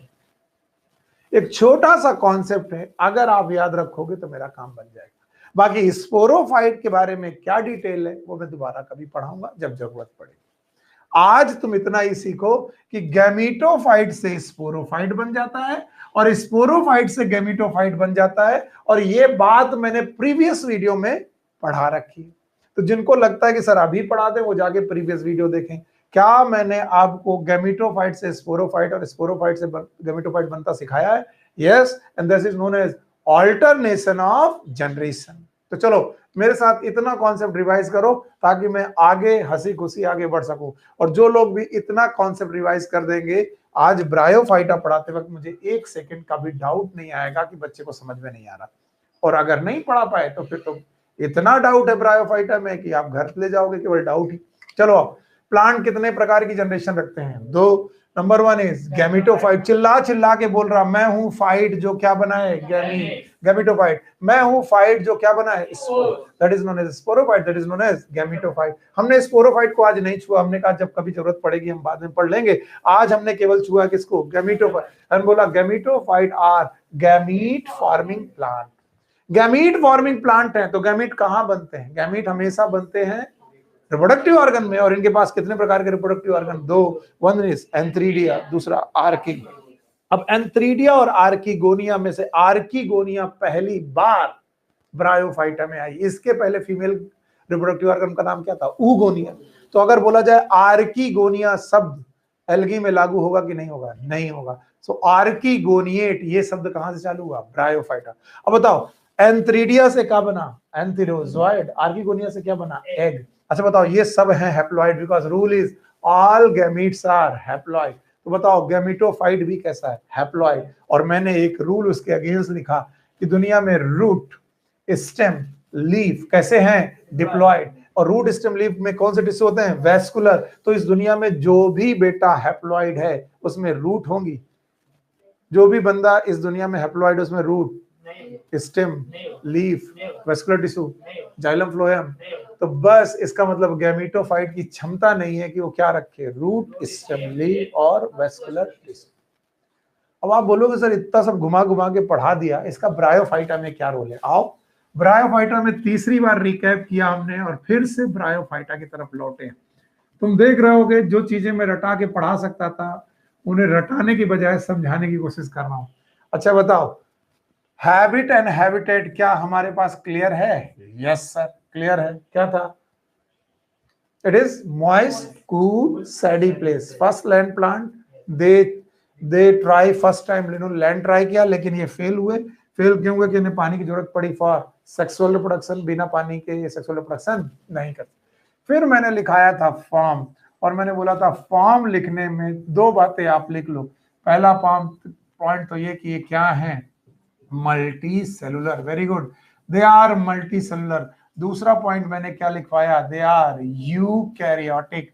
मल्टी सेलुलर और यूकैरियोटिक के बाद मैंने कहा था मैं स्टार बना के छोड़ दे रहा हूं, वो मैं आगे आगे लिखाऊंगा। यस ये वो स्टार है that their main plant body is gametophyte. Their main plant body is gametophyte। और अब जिनको भी लग रहा कि सर कुछ नया जादू करने वाले हैं तो वो नहीं होगा। अब मैं आपसे खुद पूछूंगा कि मैं अब ब्रायोफाइटा में कुछ भी बनाऊं कि ब्रायोफाइटा ऐसा दिख रहा है, कुछ भी बना दूं मैं कि ऐसा दिख रहा, तुम बोलो कुछ भी बना लो सर, रूट मत बना देना, स्टेम मत बना देना, लीफ मत बना देना और वेस्कुलर टिश्यू मत दे देना, क्योंकि आप कैसे हैं? गैमेटोफाइट। इसका मतलब आपकी प्लांट बॉडी कैसी है? हैप्लॉइड। और जैसे ही हम लोग फॉर्म में ये लिख देते हैं कि sir form is multicellular eukaryotic, main plant body is gametophyte, तो मॉर्फोलॉजी के दरवाजे खुल जाते हैं। मॉर्फोलॉजी बताने के लिए आपके पास बहुत स्कोप हो जाता है। अब आपको मालूम है मॉर्फोलॉजी कुछ भी हो, रूट, स्टेम, लीफ नहीं हो सकती। तो this was the point number 1, it was the point number 2 and the morphology is the point number 3। और इसे डिटेल में पढ़ते हैं और आगे बढ़ते हैं। मॉर्फोलॉजी में they have two type of morphology, दो तरीके की मॉर्फोलॉजी है ऑल्दो गैमेटोफाइट होने के बावजूद भी। एक है बेटा दे हैव फ्लैटेंड बॉडी, कुछ bryophyta they have flattened body and this flattened body is thallus like.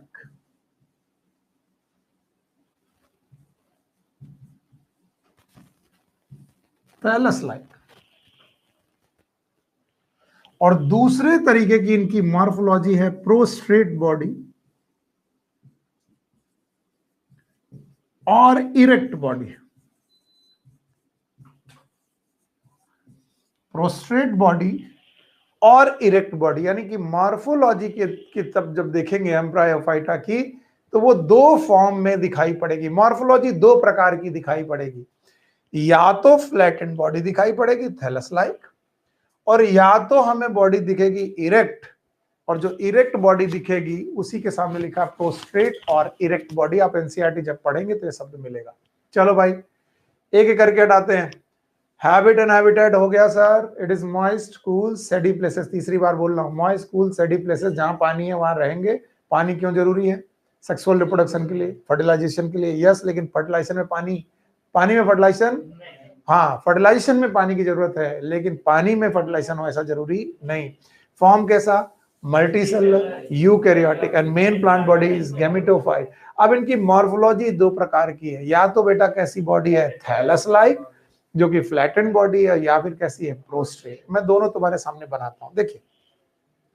If they have the thallus like body like this, it is a thallus like body. क्या इसके पहले thallus like body आपने कहीं पढ़ी है? Yes. और वो कौन कौन थे? Algae and fungi. तो याद रखना इनकी भी थैलस लाइक बॉडी है, and that thallus like body attached with the substratum. ये रहा सबस्ट्रेटम, इस सबस्ट्रेटम पे अटैच रहते हैं बाय राइजोइड्स। ये शब्द याद रखना, दे attach with the substratum by the rhizoid, and rhizoid are root-like structures, not the root. Why root-like? Because roots are always diploid and these are haploid. And these rhizoid में भी, ये rhizoid हो सकते हैं unicellular और multicellular, दोनों ही तरीके के rhizoid इनमें पाए जाते हैं। तो जो इनकी flattened body है, thallus like body है, वो इस तरीके से दिखाई पड़ेगी। अभी बहुत कुछ सीखना बाकी, मत सोचना कि सब कुछ हो गया। ऐसी बॉडी का एग्जाम्पल आपकी बुक में डायग्राम में मार्केंसिया के नाम से दिया गया है। मार्केंसिया, वो मैं आगे भी पढ़ा दूंगा, चिंता मत करिएगा, दोबारा फिर से पढ़ा दूंगा। आप अगर एनसीईआरटी बुक देख रहे हैं तो उसमें डायग्राम में मार्केंसिया बना होगा, that is thallus like marchantia, जिसमें राइजोइड्स होंगे।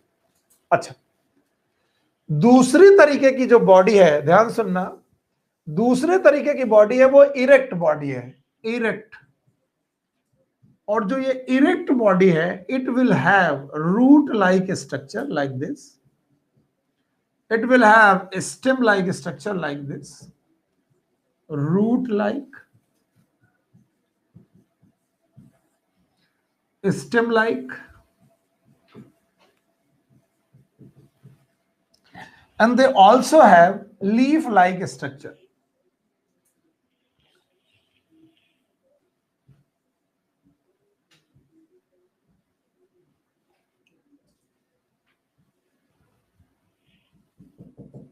Leaf like structure.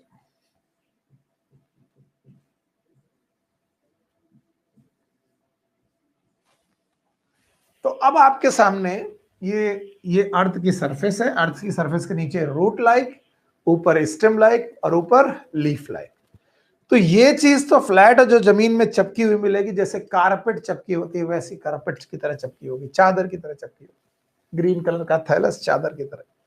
और ये जमीन से उठा हुआ बहुत छोटा सा पौधा होगा, लाइक दिस, लाइक ये सरफेस है तो लाइक दिस।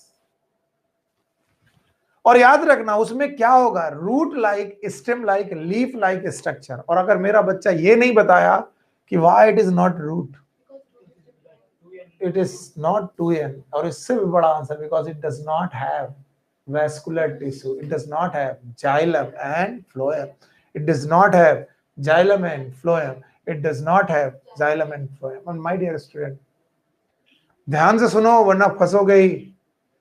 चाहे बॉडी थैलस लाइक हो, वो भी हैप्लॉइड है, चाहे बॉडी इरेक्ट हो, वो भी हैप्लॉइड है, और ये दोनों बॉडी बेटा, ये दोनों बॉडी की दोनों बॉडी हैं गैमेटोफाइट। मैं लिख रहा हूं both the bodies are gametophyte.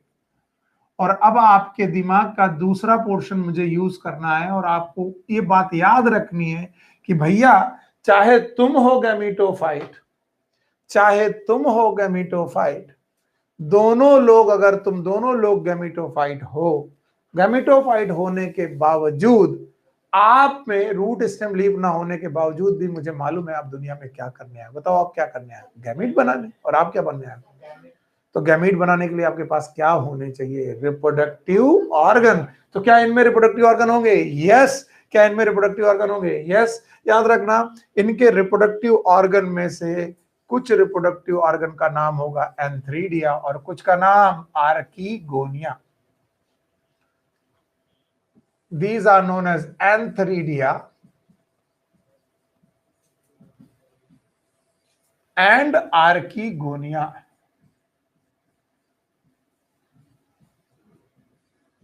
अब ध्यान सुनना, अगर एंथ्रीडिया और आर्किगोनिया एक ही बॉडी में हो, this condition is known as monoecious. कुछ लोगों के मुंह बन रहा है कि सर तो गलत पढ़ा रहे है ना, बट मार्केंसिया इसका एक्सेप्शन है। फिर से सुनना, मार्केंसिया इसका एक्सेप्शन है कि देखिए यहां पर एक ही थैलस में मैंने एंथ्रीडिया भी बनाया और उसी थैलस में आर्किगोनिया भी बनाया, तो बताओ ये कंडीशन कैसी हुई? मोनोइसियस। लेकिन मार्केंसिया के जो थैलस होते हैं उनमें मेल थैलस अलग और फीमेल थैलस अलग। मेल थैलस पे होगा एंथ्रीडियोफोर और फीमेल थैलस पर होगा आर्किगोनियोफोर। Both are the thallus, both have rhizoid and both have reproductive organs, जिनमें से एक रिप्रोडक्टिव ऑर्गन का नाम होगा एंथ्रीडियोफोर,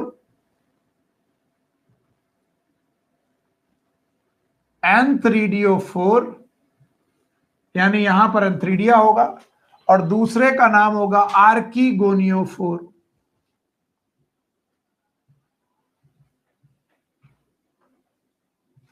तो जब एंथ्रीडियोफोर और आर्किगोनियोफोर अलग अलग थैलस में हो, इस कंडीशन को बोलते हैं डाइईसियस।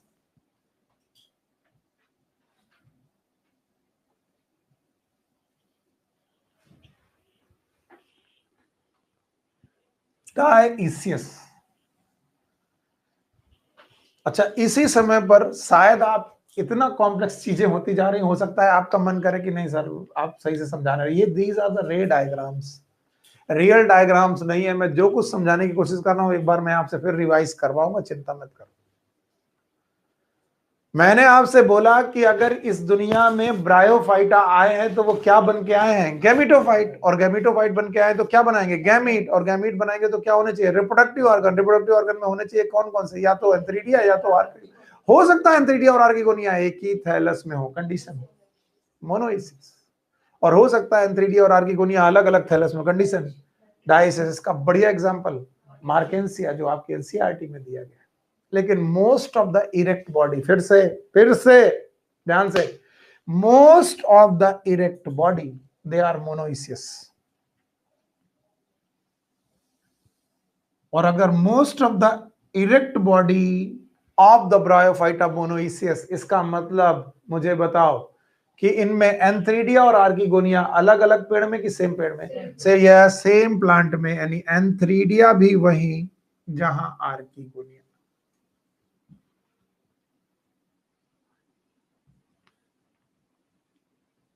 Antheridia plus archegonia,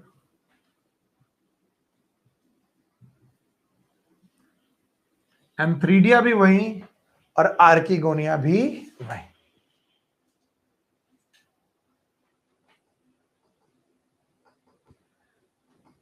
just because मुझे लगता है आपको समझ में आ रहा है, इस वजह से मैं कॉम्प्लेक्स करता जा रहा हूं। अगर ये देखकर डर लग रहा है तो यहां से अपना दिमाग हटाओ और जो मैंने 5 मिनट 10 मिनट पहले लिखा था वहां ले जाओ। गैमीटोफाइट है तो कैसा होगा? हैप्लॉइड। गैमीटोफाइट है तो दुनिया में क्या बनाने आया है? गैमीट्स। और गैमीटोफाइट है, गैमीट्स बनाने आया है तो उसके पास क्या होंगे? Reproductive organ. और रिप्रोडक्टिव ऑर्गन है तो कितने प्रकार के होंगे? 2, या तो एंथ्रीडिया या तो आर्किगोनिया। एंथ्रीडिया कैसा? मेल। आर्किगोनिया कौन? फीमेल। एंथ्रीडिया से क्या बनेंगे? एंथीरोजॉइड। आर्किगोनिया से क्या बनेंगे? एग। अभी मैं केवल मॉर्फोलॉजी डिस्कस कर रहा हूं तो मैं इतना ही डिस्कस करूंगा। एंथ्रीडिया और आर्किगोनिया अगर एक ही बॉडी में हो तो मोनोइसियस, एंथ्रीडिया और आर्किगोनिया अलग अलग बॉडी में हो तो डाइसियस। याद रखना, most of the time conditions are monoecious. There marchantia is a example that have dioecious, जिसमें एंथ्रीडियोफोर और आर्किगोनियोफोर एक ही बॉडी में कि अलग अलग बॉडी में अलग। These are for the gamete formation. ये हो गए इनके स्ट्रक्चर, मॉर्फोलॉजी। तो या तो भैया आप ऐसे चपटे हुए मिलोगे या तो आप इरेक्ट मिलोगे, कैसे भी मिलो। ये मॉर्फोलॉजी डिस्कस हुई है और पॉइंट कितने डिस्कस हुए हैं? 3। Number 1 habit and habitat, number 2 form, number 3 morphology. अभी चौथा पॉइंट क्या है? एनाटॉमी। वो भी देखते हैं, लेकिन क्या आप लोग इसे बिना देखे एक बार मुझे समझा पाएंगे? यस, अगर समझा पाएंगे तो मुझे समझाइए। चलिए, बोर्ड में कुछ नहीं, जल्दी जल्दी बोलो, बताओ। हैबिट एंड हैबिटेट आपको याद है? Yes, they are moist, cool, shady place है। फॉर्म याद है? Yes, they are multicellular, eukaryote, gametophyte. Sorry, multicellular form है, मल्टीसेलुलर यूकैरियोटिक गैमेटोफाइट। मॉर्फोलॉजी याद है? यस, कितने प्रकार की? दो। एक कौन? फ्लैटेंड बॉडी और एक इरेक्ट बॉडी। फ्लैटेंड बॉडी कैसी है? थैलस। इरेक्ट वाली प्रोस्टेट है। Yes sir, thallus like body जब जमीन से जुड़ेगी तो किससे जुड़ेगी? राइजोइड। राइजोइड में भी यूनिसेलुलर, में भी मल्टीसेलुलर। इरेक्ट बॉडी में जो होगा root like, stem like, leaf like. और दोनों के दोनों, चाहे ये हो चाहे ये हो, दोनों के दोनों कैसे हैं? Thallus like. दोनों के दोनों क्या है? गैमेटोफाइट। ओके, इधर दोनों के दोनों कैसे हैं? गैमेटोफाइट। और अगर दोनों के दोनों गैमेटोफाइट है, दोनों क्या बनाने आए? गैमेट्स। तो इनके पास भी रिप्रोडक्टिव ऑर्गन, इनके पास भी रिप्रोडक्टिव ऑर्गन, इनके पास भी एंथ्रीडिया, आर्किगोनिया, इनके पास भी antheridia, archegonia. Most of the antheridia, archegonia एक ही बॉडी में। कंडीशन का नाम मोनोइस, अलग अलग बॉडी में तो डाइसिस। डाइसिस का example markets. Thank you very much. Now, anatomy is not in course, so we are not going to study about the anatomy of the anatomy. It is not required. It is not required. तो हम इसे bye bye कर देते हैं। Now, the mode of nutrition. ये हमारा अगला point है, the point number 5. Point number 4 was the anatomy, and the point number 5 is mode of nutrition. And the mode of nutrition, हम लोग को मालूम है, all the bryophyta, whether it is prostate or erect, all the bryophyta members, they are chlorophyllous. और आपको मालूम है chlorophyllous का मतलब they will have chlorophyll a and chlorophyll b. इनके पास क्लोरोफिल ए और chlorophyll b along with beta carotene होगा। और अगर ये क्लोरोफिलस है तो दे विल परफॉर्म फोटोसिंथेसिस। अगर ये फोटोसिंथेसिस करेंगे तो इनको हम लोग बोलेंगे autotrophic.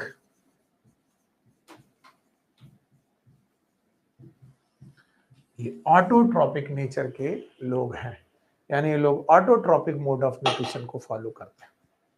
So mode of nutrition आपके सामने है, इसमें कोई बड़ी बात नहीं है, ऐसी बात नहीं है कि जो मैंने अलग की है। एनाटॉमी नॉट रिक्वायर्ड, मैंने लिख दिया।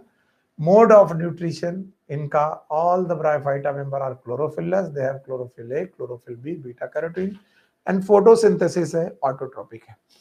इसको हटाने के बाद हर बार की तरह मैं बोलूंगा, हर प्लांट ग्रुप में अगर एक चीज कॉम्प्लिकेटेड है तो वो कौन है? Mode of reproduction.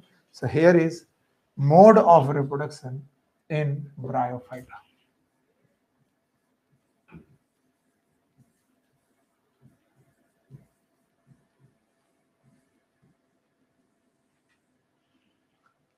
Okay, so mode of reproduction again are of 3 type. You all know कि कौन कौन सा मोड ऑफ रिप्रोडक्शन में डिस्कस करने जा रहा हूं। Number 1 is vegetative, number 2 is asexual. बड़ा आसान है, चीजों को अगर आपने पॉइंट वाइज सीखा है, वरना लोग इसमें इतना टाइम वेस्ट करते हैं कि आपको बताया नहीं जा सकता। तीसरा है सेक्सुअल। और मेरे बच्चे जिन्होंने बहुत पॉइंट वाइज पढ़ा है उनको कभी भी दिक्कत नहीं आएगी। 3 तरीके का रिप्रोडक्शन है, वेजिटेटिव, एसेक्सुअल, सेक्सुअल। अब देखो, अगर बॉडी थैलस लाइक है, मान लीजिए मैं थैलस लाइक बॉडी की बात कर रहा हूं और ये थैलस लाइक बॉडी का फ्रेगमेंट टूट गया, मान लो ये वो फ्रेगमेंट टूटा है और ये जमीन पे गिरा, तो क्या ये पूरी बॉडी को बना देगा? यस। तो प्रोसेस का नाम क्या है? Fragmentation. So they perform fragmentation as a vegetative mode of reproduction. Fragmentation के अलावा इनमें बडिंग्स भी पाई जाती हैं, बडिंग। इसके अलावा इनमें जेमा बर्ड्स के नाम से भी स्पेशल बर्ड पाई जाती हैं, जेमा बर्ड्स।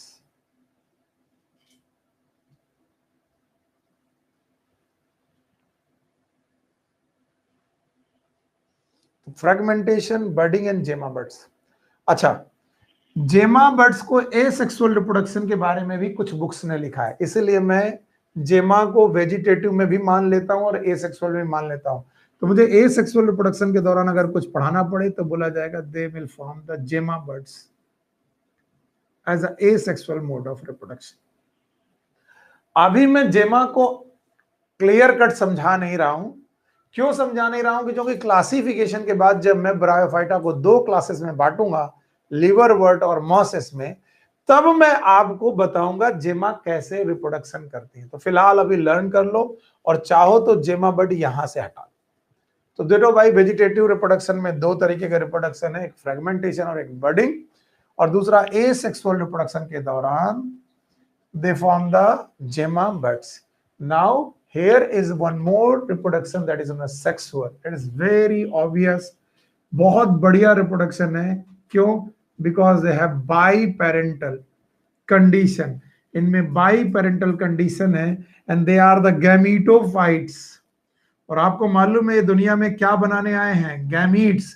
और जब ये गैमीटोफाइट ही हैं और गैमीट बनाने आए हैं तो दे will form male gamete and female gamete, और मेल गैमीट और फीमेल गैमीट का होगा फर्टिलाइजेशन, और फर्टिलाइजेशन के बाद क्या होगा वो मैं डिटेल में पढ़ाने जा रहा हूं। आफ्टर दिस बोर्ड मैं जब ये हटा दूंगा तो मैं सेक्सुअल रिप्रोडक्शन को डिटेल में पढ़ाने जा रहा हूं।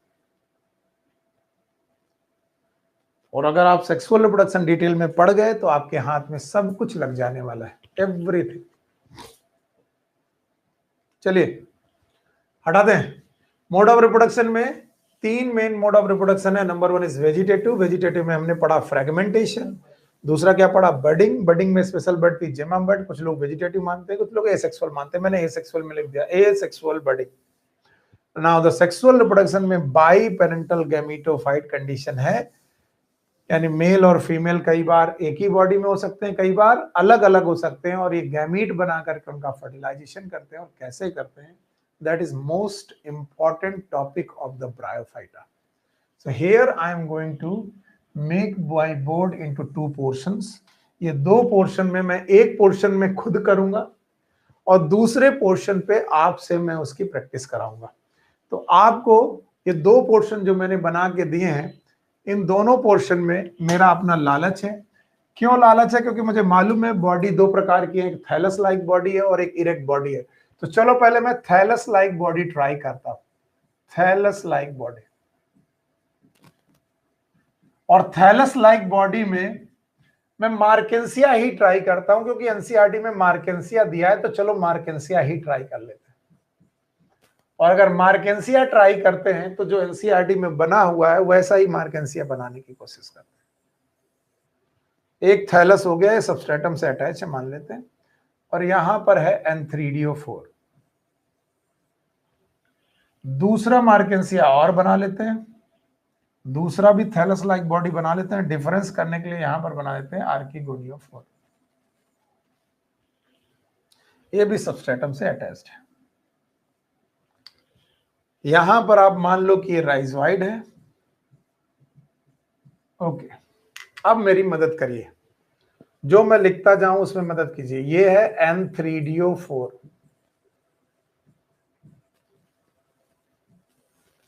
और ये है आर्किगोनियोफोर। तो बताइए मार्केंसिया जो है वो मोनोइसियस है कि डाइसियस है? डाइसियस है। ओके, एंथ्रीडियोफोर से के ये स्ट्रक्चर है जिनसे बनेगा एंथीरोजोइड।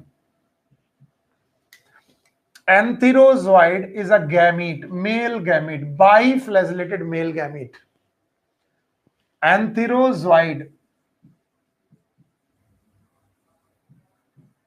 एंथीरोजोइड। अगर कोई पूछे what is antherozoid, it is biflagellated. ये शब्द याद रखना, दो फ्लैजिला वाला गैमीट है, बाइफ्लैजिलेटेड गैमीट। और एक रूल, अगर फ्लैजिला कभी दिख जाए तो तुम पानी जरूर मान के चलो, ये पानी में जरूर मूव करेगा, देखना। तो आपको मालूम है इनकी प्लांट बॉडी हैप्लॉइड, इनके रिप्रोडक्टिव ऑर्गन एंथ्रीडियोफोर, हाँ, एक और बात ध्यान से लो, चाहे एंथ्रीडियोफोर हो चाहे आर्किगोनियोफोर हो, ये दोनों के दोनों रिप्रोडक्टिव ऑर्गन मल्टी सेलुलर है। कैसे हैं? Multicellular, whether it is antheridiophore और इट इज आर्किगोनियोफोर। एंथ्रीडियोफोर से एक गैमीट बना, क्या बना? Gamete, body haploid, antheridiophore haploid, gamete भी हैप्लॉइड। इसका मतलब गैमीट बनाते वक्त माइटोसिस की मियोसिस, माइटोसिस, फिर से क्या? माइटोसिस। गैमीट बनाते वक्त माइटोसिस, क्योंकि बॉडी हैप्लॉइड है, गैमीट भी हैप्लॉइड है। अच्छा, इधर की तरफ आर्किगोनियोफोर में भी गैमीट बना जिसका नाम है एग। और मैं आपको बता दूं, एग इज ऑल्सो हैप्लॉइड, लेकिन एग इन हाउस है आर्किगोनिया के अंदर, यानी एग कभी भी आर्किगोनिया को छोड़ने वाला नहीं है। मैं थोड़ा इसे छोटा बना देता हूं ताकि मुझे जरूरत पड़ेगी आगे चल के। तो ये रहा आर्किगोनियोफोर और यहां पर रहा एग, ये रहा एग। बताइए, एग डिप्लॉइड की हैप्लॉइड? हैप्लॉइड। और बेटा जो इनका स्पर्म है, जिसको हम लोगों ने नाम क्या दिया है? एंथेरोजॉइड, इट इज हैप्लॉइड और डिप्लॉइड? हैप्लॉइड। दोनों हैप्लॉइड है और एक मोटाइल है, बोलो कौन सा? एंथेरोजॉइड। और एक है नॉन मोटाइल, बोलो कौन सा? एग। ये रहा वो एग जो यहां पड़ा हुआ, ये बाहर नहीं आने वाला है, कह रहा मैं तो बाहर नहीं आ रहा। और आपको मालूम है फर्टिलाइजेशन के लिए मेल और फीमेल गैमीट का मिलना बहुत जरूरी है। अगर मेल गैमीट और फीमेल गैमीट के साथ आपस में नहीं मिला तो फर्टिलाइजेशन नहीं होगा। तो बताओ कौन बाहर नहीं आ रहा है? फीमेल गैमीट बाहर नहीं आ रहा। कौन गैमीट बाहर आ गया है? तो बताओ मूव कौन करेगा? Mail gamete. और मेल गैमीट को मूव करने के लिए क्या चाहिए? वाटर। यही वो जगह है जहां पर मैंने बोला था इनका एम्फीबियस कैरेक्टर सामने आता। फिर से कौन सा कैरेक्टर? एम्फीबियस। अगर पानी ना होता तो मेल गैमीट मूव नहीं कर पाता, और मेल गैमीट मूव नहीं कर पाता तो बताओ एग तक नहीं पहुंच पाता, और अगर एग तक नहीं पहुंच पाता तो फर्टिलाइजेशन नहीं होता। Okay, I am using red colour, although कई बार बच्चे बोलते हैं दिखाई नहीं पड़ रहा, मैं बताने की कोशिश कर रहा हूं। When the male gamete reaches to the female gamete, male gamete और फीमेल गैमीट रीच करके यहां पर जो बना उसका नाम क्या होगा? जाइगोट। बोलो क्या बना? जाइगोट। क्योंकि मेल गैमीट और फीमेल गैमीट फ्यूज हो गए और इन्होंने एन ये था दोनों मिलकर के क्या बनाया? 2n, that is known as zygote. अब कोई मुझे बताए कि जाइगोट बनना इट इज इंटरनल और एक्सटर्नल? इंटरनल, मुझे लग रहा दिखेगा नहीं तो मैं यहां लिख दे रहा हूं, जाइगोट का बनना इट इज इंटरनल फर्टिलाइजेशन। तो ये बात आप लोग बड़े बड़े अक्षरों में लिख लीजिएगा कि fertilization is internal always. Embryo का जाइगोट का बनना हमेशा बॉडी के अंदर ही है। जाइगोट का बनना 2n जाइगोट का बन जाना, ये बेटा जाइगोट का बनना हमेशा किसके अंदर होगा? मेल बॉडी में कि फीमेल बॉडी में? Female body. हाँ भाई, तो आपने देखा एंथेरोजॉइड को अगर वाटर ना मिलता तो एंथेरोजॉइड मूव करता कि नहीं करता? नहीं करता। और अगर एंथेरोजॉइड मूव नहीं करता तो बताओ फीमेल की बॉडी में पहुंचता कि नहीं पहुंचता? नहीं पहुंचता। और फीमेल का बॉडी में नहीं पहुंचता तो बताओ जाइगोट बनता कि नहीं बनता? नहीं बनता। जाइगोट इज n की 2n, 2n। And now my dear student, although मेरे पास जगह नहीं है लेकिन मैं करूंगा जरूर। अब ये जो जाइगोट है ये सिंगल सेल है, और ये पहले बंदे हैं जिन्होंने मियोसिस चूज की जाइगोट पे की माइटोसिस। माइटोसिस। अब इस जाइगोट में मुझे लग रहा है कि ये जगह भी यूज करनी पड़ेगी, मैं यहां पर ही बना दे रहा हूं दूसरा स्ट्रक्चर, वरना बड़ा गड़बड़ हो जाएगा। मान लीजिए ये वो बॉडी है जहां पर जाइगोट बन चुका है, और ये जाइगोट जो बना हुआ है, दिस जाइगोट इज 2n, ये 2n जाइगोट है। और ये जाइगोट अभी माइटोसिस चूज कर रहा है, माइटोसिस। तो बताइए जब जाइगोट में माइटोसिस होगी, when the zygote chooses the mitosis, तो माइटोसिस चूज करने के बाद जाइगोट क्या बनाएगा? Embryo. Thank you very much. And embryo will be unicellular और मल्टीसेलुलर? Multicellular embryo. और बच्चों जो भी कर रहे हो रुक करके सुनो। When the zygote perform mitosis to form embryo, now this embryo will germinate. Embryo will germinate to form foot, to form foot, seta and capsule.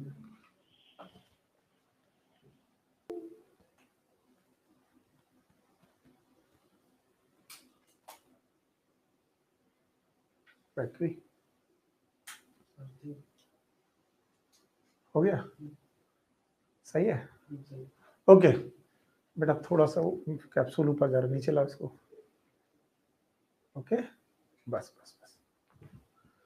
So you see this embryo, zygote से क्या बना embryo, and now my बच्चा embryo will germinate. अब आप बोलोगे sir embryo germinate कहां हो रहा, सबका मन करेगा एम्ब्रियो जर्मिनेट करता होगा धरती पर, जमीन पर। No my dear, embryo will germinate upon this gametophyte.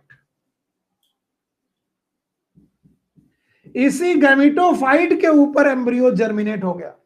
और ये रूल है, जैसे मैंने गोल्डन रूल लिखाया था, ऑल गैमेट्स आर हैप्लॉइड, वैसे रूल है when the embryo will germinate they will form sporophyte.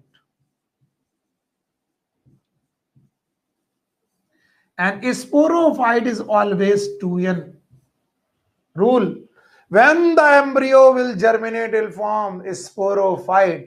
And my dear student, याद रखना गैमेटोफाइट के ऊपर बना जाइगोट। ये देखो जाइगोट बना हुआ रखा है, जाइगोट में हुई माइटोसिस, माइटोसिस से क्या बना एम्ब्रियो, एम्ब्रियो भी यहीं बन गया, और एम्ब्रियो जब यहीं बना तो यहीं जर्मिनेट कर गया, और जब जर्मिनेट कर गया तो क्या बनाया स्पोरोफाइट। और स्पोरोफाइट के पास 3 पार्ट, सबसे नीचे वाला part it is known as foot, उसके ऊपर वाला पार्ट सीटा, और उसके ऊपर वाला पार्ट कैप्सूल। और माय डियर स्टूडेंट, फुट हो, सीटा हो या कैप्सूल हो, it is the part of sporophyte. It means it is n और 2n, 2n इसका मतलब फुट इज 2n, सीटा is 2n and capsule is 2n। जरा ध्यान से देखो, और द बॉडी इज n, इसका मतलब बॉडी कैसी है गैमेटोफाइट, और उसके ऊपर कौन sporophyte. The famous line the sporophyte depends upon gametophyte. Bryophyta ही अकेले मेंबर है जिनमें ये रूल लगता है that sporophyte depends upon gametophyte. Sporophyte depends upon gametophyte. तो जब कभी तुमसे पूछा जाए स्पोरोफाइट डिपेंड्स अपॉन गैमेटोफाइट, ये रूल किसमें लगता है, तो आप क्या बोलोगे ब्रायोफाइटा ने। हमारे टीचर हमें पढ़ाते थे कि ये माँ बाप हैं और ये बच्चे हैं, तो ऐसे माँ बाप जिन्होंने अपने बच्चे को सर में बैठा रखा है, बिल्कुल वैसा ही है गैमेटोफाइट ने अपने बच्चे जिसका नाम है स्पोरोफाइट उसको अपने सर पे बिठा रखा है। यानी n के ऊपर कौन डिपेंडेंट है 2n। ये केवल और केवल ब्रायोफाइटा में देखने को मिलता है, नथिंग नोवेयर एल्स, कहीं पर भी और कहीं नहीं मिलेगा where sporophyte depends upon gametophyte. इतना अगर आपको समझ में आ गया है तो काम बन जाएगा। मुझे मालूम है ये एक बार में समझ में नहीं आता, इसीलिए मैंने थैलस वाला आपसे मैंने कर दिया, मैं इरेक्ट वाला आपसे कराऊंगा, जितना आया उतना देखते जाओ।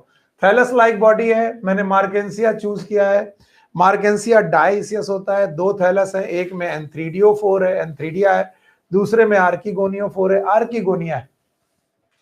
अच्छा, एंथ्रीडियो4 में से हमें बना एंथेरोजॉइड दैट इज बाइफ्लैजेलेट गमीट, जिसे बोलते हैं बाइफ्लैजेलेट गमीट। आर्किगोनियो4 में एग बना, बताओ कौन मोटाइल है एंथेरोजॉइड और कौन नॉन मोटाइल है एग। बताओ एग ने अपना घर छोड़ा कि नहीं छोड़ा, नहीं छोड़ा, और कौन घर छोड़ के आ गया एंथेरोजॉइड। किस पे आया वाटर पे, वाटर ना होता तो बताओ फर्टिलाइजेशन होता कि नहीं होता, इसका मतलब वाटर पानी में होता है, सॉरी वाटर में फर्टिलाइजेशन होता है, यस और no, yes no no, water में फर्टिलाइजेशन नहीं होता। फिर वाटर की जरूरत क्या है, मूवमेंट ऑफ मेल गैमेट। और कहां पर पहुंचे एक के पास, फर्टिलाइजेशन इंटरनल और एक्सटर्नल, इंटरनल, और क्या बना जाइगोट, जाइगोट में क्या हुई माइटोसिस, माइटोसिस से क्या बना एम्ब्रियो, एम्ब्रियो जर्मिनेट कर गया धरती पे गैमेटोफाइट पे। तो क्या गैमेटोफाइट पे ही उग आया foot seta capsule, yes foot seta capsule कहां उगाया गैमेटोफाइट। अच्छा ठीक है, इसको हम लोग इरेक्ट बॉडी में भी ट्राई करते हैं, और ये आपका काम है। जो लोग भी ये काम कर गए उनको ये मेरा टॉपिक समझ में आ गया है, अदरवाइज बाकी लोग तो गाली देंगे। पहले हम एक नॉर्मल ऐसा गैमेटोफाइट बनाते हैं, ये erect gametophyte, it is root like structure, root like. Now it is stem like,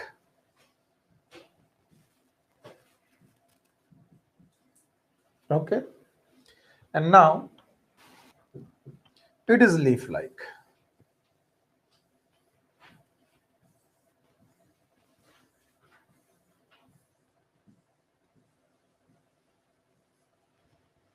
So it is leaf like. मेरे टीचर तो कहते थे बेटा पहले इसे घूर के देख लो, तो हम लोग कहते थे इसमें सर क्या ऐसा जादू दिखाने जा रहे हैं। मैं तो कहता हूँ भाई देख लो इसको। There are 3 type, root like, stem like, leaf like. और बोलते हैं एक चीज ध्यान सुन लो, इनमें एंथ्रीडिया होंगी और आर्किगोनिया भी होंगी। रिप्रोडक्टिव ऑर्गन होंगे कि बंदा गैमेटोफाइट है। पर वो कहते थे मैं प्लांट को देख के बता सकता हूं कि रिप्रोडक्शन अभी हुआ है कि नहीं हुआ। जब वो ऐसा प्लांट बताते थे बोलते थे yes they have reproductive organ and 3D आर्किगन, लेकिन अभी सेक्सुअल रिप्रोडक्शन हुआ नहीं है। सेक्सुअल रिप्रोडक्शन अभी तक हुआ नहीं। मैं कहता हूं सर कैसे पहचान जाते हो, डायग्राम बना के कैसे पहचान जाते हो? बोले देखो अभी मैं तुमको भी पहचानवाता हूं कैसे पहचानते। मैंने ठीक है, अब मैं इसके बाद का स्ट्रक्चर यहां पर पढ़ाने की कोशिश कर रहा हूं। This is root like, this is stem like. देखिए अगर रूट के दोनों तरफ इस तरीके से बना हो, इसे रूट लाइक पढ़ते हैं, भले लाइक लिखा हो ना लिखा हो, ये लिखने का तरीका। अगर रूट में दोनों तरफ कॉमा लगे हो इट इज रूट लाइक। अगर मैं स्टेम, तो ये स्टेम नहीं है बच्चों, it is stem like. And now अगर मैं बोल दूं कि ये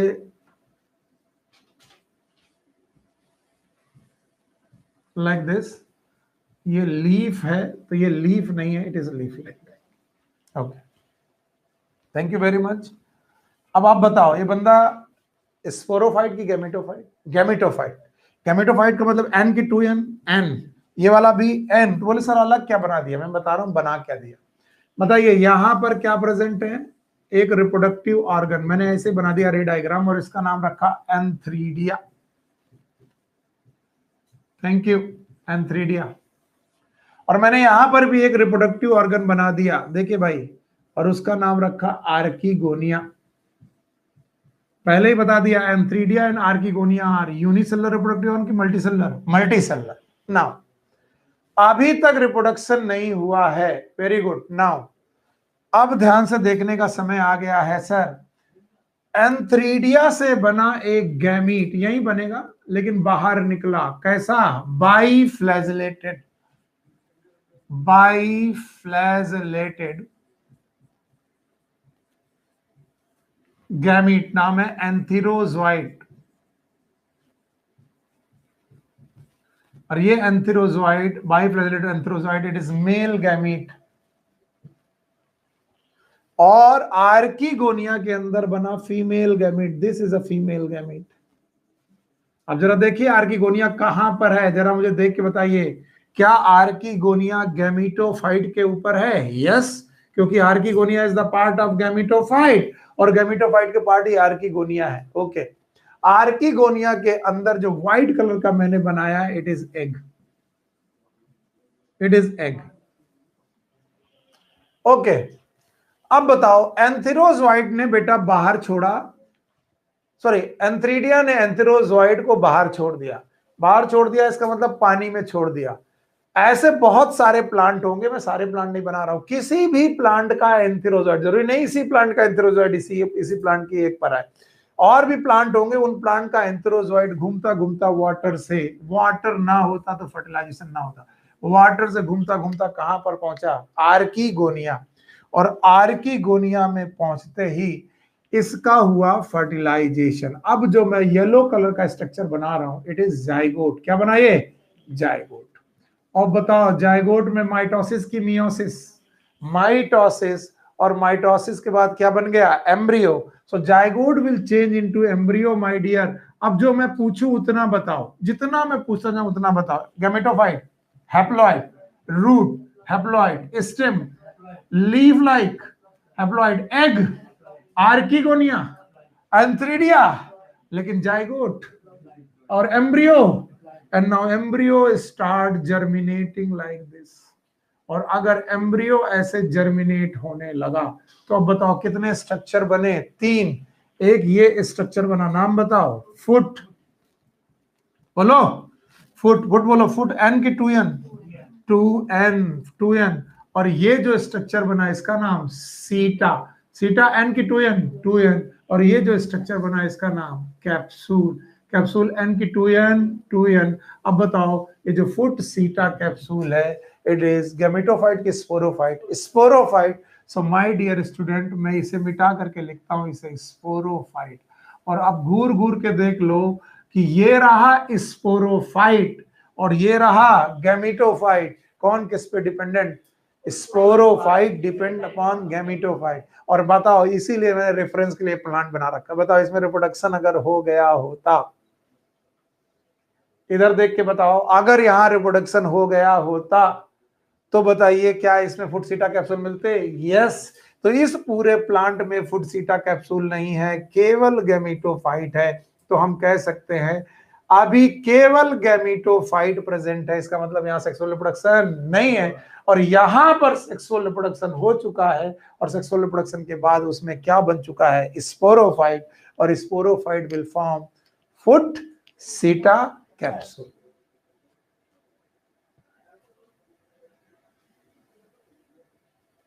इट इज फुट सीटा एंड कैप्सूल।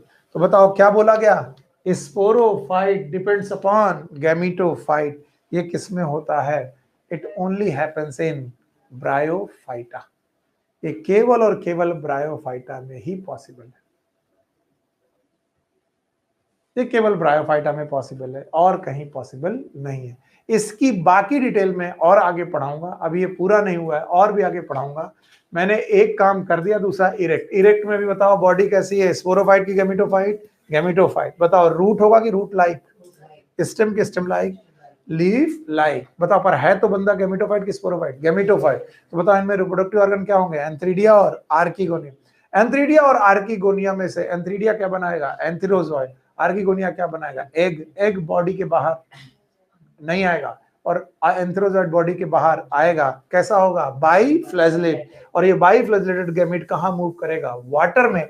और वाटर में मूव करके कहां पर पहुंचेगा, एग के पास। एग कहां है, आर्किगोनिया में। फर्टिलाइजेशन इंटरनल के external, internal, zygote internal, mitosis की मियोसिस, माइटोस क्या बनेगा, एम्ब्रियो। एम्ब्रियो से क्या बनेगा, एम्ब्रियो जर्मिनेट होगा, जमीन में कि वहीं, वहीं क्या बनाएगा, foot seta capsule, that is sporophyte. तो बताओ sporophyte depend upon gametophyte. One thing more, अगर आप सीखे हो तो मुझे डिटेल बताओ, क्या हमने हैबिट एंड हैबिटेट पढ़ लिया? Yes sir. क्या हमने फॉर्म पढ़ लिया, morphology, anatomy, mode of nutrition and mode of reproduction, इतनी चीजें हमने पढ़ ली। सो अब आखिरी चीज, आखिरी क्या, आखिरी 2 चीजें पढ़ती। One is known as ecological and economical importance. Ecological and economical importance.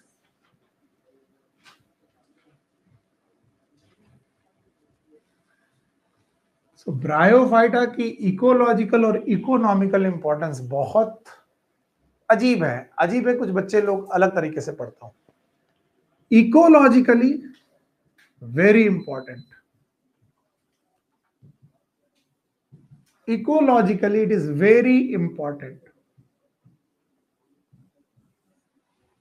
And economically very less important.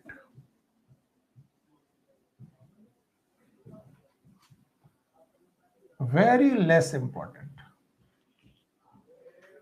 अब देखो इन दोनों बातों में अंतर है। इकोलॉजी का मतलब है ब्रायोफाइटा इकोसिस्टम में, यानी कि नेचर में क्या कंट्रीब्यूट करते हैं, बहुत कंट्रीब्यूट करते हैं, बहुत ज्यादा कंट्रीब्यूट करते हैं।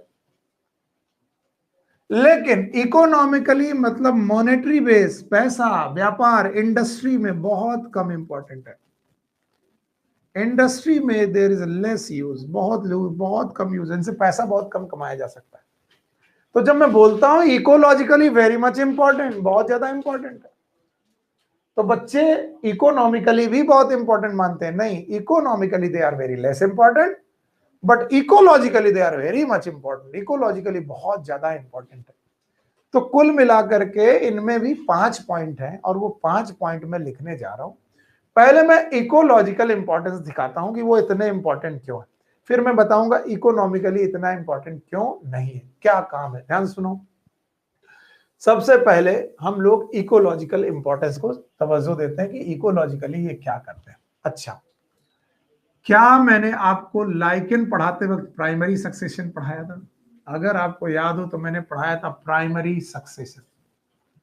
और प्राइमरी सक्सेशन पढ़ाते वक्त मैंने बोला था कि किसी बेयर रॉक पर, चट्टान पर, जिस पर कोई वनस्पति नहीं है, ऐसी चट्टान जो अभी अभी आपने देखी है, उस पे कोई वनस्पति नहीं है और उस पे वेजिटेशन आने लगे, तो सबसे पहले काई आती है। तो मैंने बोला था प्राइमरी सक्सेशन की जो सबसे पहली वेजिटेशन होती है उसे बोलते हैं पायनियर वेजिटेशन। पायनियर वेजिटेशन जो सबसे पहले आती है। और मैंने बोला था पायनियर वेजिटेशन में सबसे पहले आते हैं लाइकेन, और लाइकेन के बाद अगर कुछ आते हैं तो बताओ क्या आते हैं? ब्रायोफाइटा। अगर आप भूले नहीं हो तो लाइकेन के साथ ब्रायोफाइटा के मेंबर पायनियर वेजिटेशन करते हैं और प्राइमरी सक्सेशन करते हैं। तो अगर इस दुनिया में ब्रायोफाइटा और लाइकेन ना होते तो चट्टानों में कभी भी पेड़ उग ही नहीं सकते थे। चट्टान थी, चट्टान बनी रहती, उस पर कभी वेजिटेशन नहीं आती। लेकिन पुरानी से पुरानी चट्टान में पहले काई आती है, उस काई में ये लाइकेन और ब्रायोफाइटा होते हैं। और होते क्या है, ये लाइकेन जो होते हैं कुछ केमिकल रिलीज करते हैं और इस वजह से चट्टान की होती है weathering, and this weathering is known as biological and chemical weathering.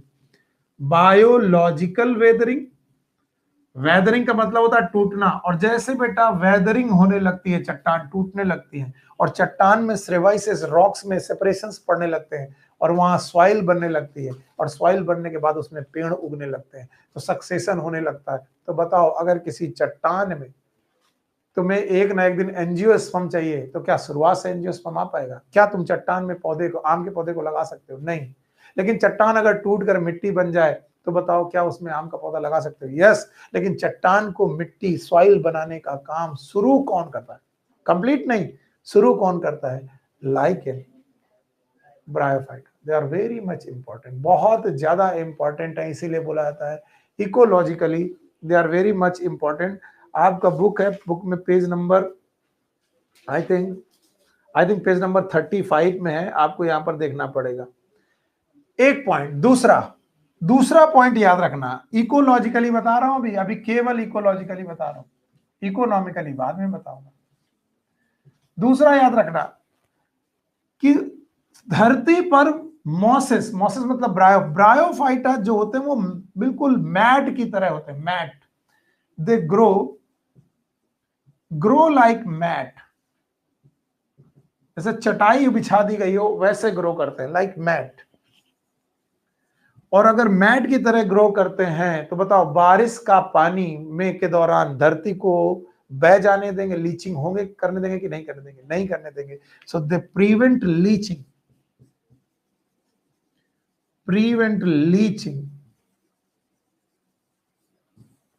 During rainy season.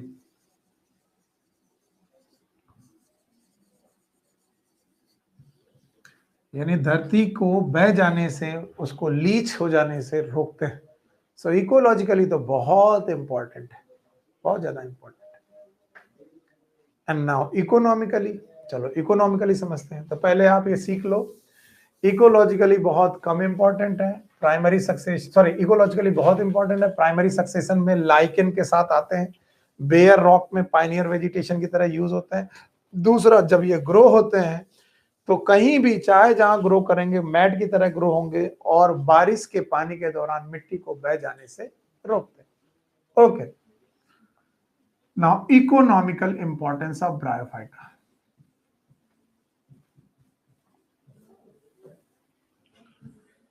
Very less important क्यों है?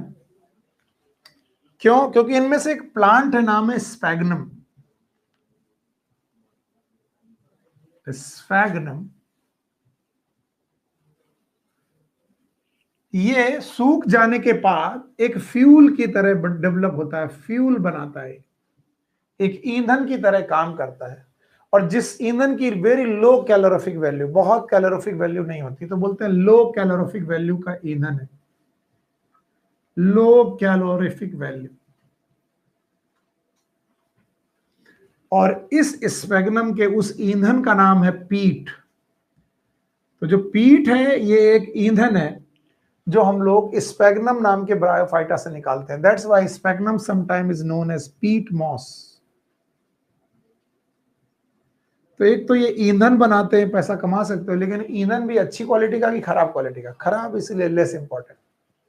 दूसरा, स्पैग्नम में ही बेटा, ये पहला पॉइंट रहा।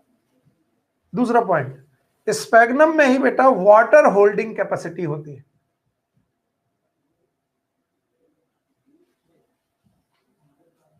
कैपेसिटी होती है। अच्छा, इसको एक कहानी से समझाते हैं तो याद रहेगा तुम्हें। मान लो तुम गोरखपुर में रहते हो, तुमने कानपुर से एक पेड़ उठाया नर्सरी से, और तुम चाहते हो कि ये पेड़ तुम अपने गोरखपुर के घर के आंगन में लगाओ। तो अब क्या करोगे तुम? नर्सरी से तुमने पेड़ उठाया, पेड़ की जड़ों में आपने मिट्टी लगाई, मिट्टी गीली रहनी चाहिए। अगर मिट्टी सूख गई तो जड़ों को पानी नहीं मिलेगा, और जड़ों को पानी नहीं मिलेगा तो फिर पौधा मर जाएगा गोरखपुर पहुंचते पहुंचते। तो या तो तुम एक बाल्टी पानी लेकर के बैठो और बार बार मिट्टी गीली करते रहो, या तो आप एक काम करो कि जो पेड़ है उस पेड़ में जो मिट्टी लगी है उस मिट्टी के चारों तरफ एक घास बांध दो, और उस घास का नाम है स्पैग्नम। तो ये घास पे पानी डाल दो। अब इस घास पे पानी को होल्ड करने की कैपेसिटी है। तो बताओ, ये घास थोड़ी देर के लिए गीली रहेगी? बहुत देर। और अगर घास गीली रहेगी तो नीचे की मिट्टी भी गीली रहेगी। तो याद रखना, sphagnum transshipment of the material में यूज किया था। यही एनसीईआरटी में लिखा है, ट्रांसशिपमेंट। शिपमेंट का मतलब आप जानते हो कि क्या होता है, चीजों को डिलीवर करना एक जगह से दूसरी जगह। तो ट्रांसशिपमेंट ऑफ द किसी भी मटेरियल को, किसी भी ऐसी चीज को जिसमें पानी की जरूरत है, उस चीज को ट्रांसशिपमेंट करने के लिए, उसे एक जगह से दूसरी जगह ले जाने के लिए हमें स्पैग्नम की जरूरत पड़ती है। और स्पैग्नम का यही एक और इकोनॉमिकल इंपॉर्टेंस आपके सामने है। सो बाय द वे, मेरे पास टोटल 4 पॉइंट मिलते हैं। एक तो वो प्राइमरी सक्सेशन करते हैं, दूसरा वो चटाई की तरह बिछ जाते हैं तो पानी की लीचिंग को रोकते हैं, तीसरा आपको मालूम है इकोनॉमिकल में ये पीट मॉस कहलाते हैं। इसके अलावा आपको मालूम है वाटर होल्डिंग कैपेसिटी। सो बच्चों, इस तरीके से मैं habit and habitat, form, morphology, anatomy, mode of nutrition, mode of reproduction, ecological importance के बाद क्लासिफिकेशन में पहुंच गया। लास्ट टॉपिक यहां पर आज के लिए है, that is known as classification of bryophyta.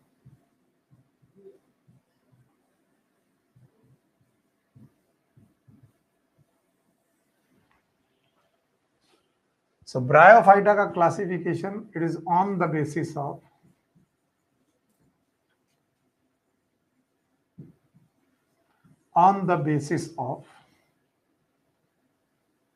body structure, और the body structure का मतलब है plant body structure और reproduction,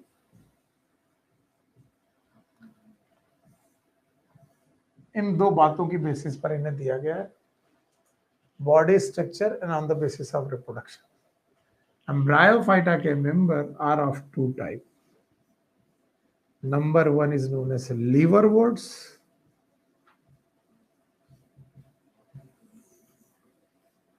and number 2 is known as mosses.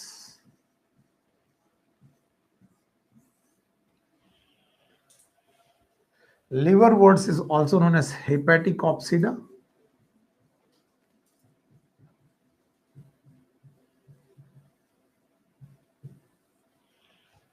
and sometimes mosses is known as Mucidae. Mosses को आप केवल मॉसेस ही रहने दीजिए, ये बेटर है। अच्छा, अब मुझे मालूम है मैं इतना पढ़ा दूं, पढ़ा के चला जाऊं, आपके पास रटने के अलावा कुछ है नहीं, आप रट लोगे, फिर ये आप नहीं कह पाओगे कि सर बायोलॉजी समझने की चीज है। तो एक बार छोटी सी बात ऐसे मजाक में मैं कर रहा हूं, जरा मुझे बताओ कि मैं क्या कर रहा हूं, मुझे बताओ मैं क्या गलती कर रहा हूं, आप समझा पाओगे तो मुझे अच्छा लगेगा। कहते हैं ये माउथ है, ये बक्कल चैम्बर है, ये इसोफेगस है। क्या है? इसोफेगस। ये रहा स्टमक, ये रहा duodenum, small intestine and large intestine. कुछ ऐसा सुना है कि कुछ ऐसा होता है? आप बताओ तो ज्यादा अच्छा। फिर बोलते हैं यहाँ एक ग्लैंड होती है नोन एज पेनक्रियास। फिर बोलते हैं यहाँ पर भी एक ग्लैंड होती है that is known as liver. यहाँ पर गॉल ब्लैडर होता है और एक सिस्टिक डक्ट होती है। आपको लगेगा अचानक सर ब्रायोफाइटा पढ़ाते पढ़ाते ये डाइजेस्टिव सिस्टम क्यों पढ़ाने लगे? तो मैं पूछता हूँ ये क्या है? Mouth, buccal chamber, oesophagus, stomach, pancreas, इसके बाद लार्ज इंटेस्टाइन, स्मॉल इंटेस्टाइन, सब। अब बताओ ये क्या बचा? लिवर। जिसकी बॉडी लिवर जैसी हो दैट इज लिवर। लिवर जैसी मतलब थैलस लाइक। और मैंने आपको पहले ही पढ़ा रखा है कि ब्रायोफाइटा के मेंबर की बॉडी दो तरीके की होती है, एक कैसी? थैलस लाइक, और एक कैसी? Erect like. तो liverworts have generally have thallus like body. अब आप इन्हें नहीं भूलोगे। और आपको मालूम है लीवर का दूसरा नाम होता है हिपैर। हिपैर, और हिपैर से रिलेटेड होता है हिपैटिक। हिपैटिक से रिलेटेड होता है हेपेटाइटिस। लीवर से रिलेटेड हर चीज को हिपैर के नाम से जानते हैं। That's why it is known as hepaticopsida and liverworts. तो लिवर वर्ड्स के कभी कोई एग्जाम्पल पूछे तो नाम देना मार्केंसिया। दूसरा है रिक्सिया। रिक्सा मत बोलना, बस रिक्सिया। बाकी मॉसेस के बारे में बोलते हैं generally they have erect body. ये जनरली इरेक्ट बॉडी रखते हैं। और इनके एग्जाम्पल में है फ्यूनेरिया, स्फैग्नम, फ्यूनेरिया, स्फैग्नम।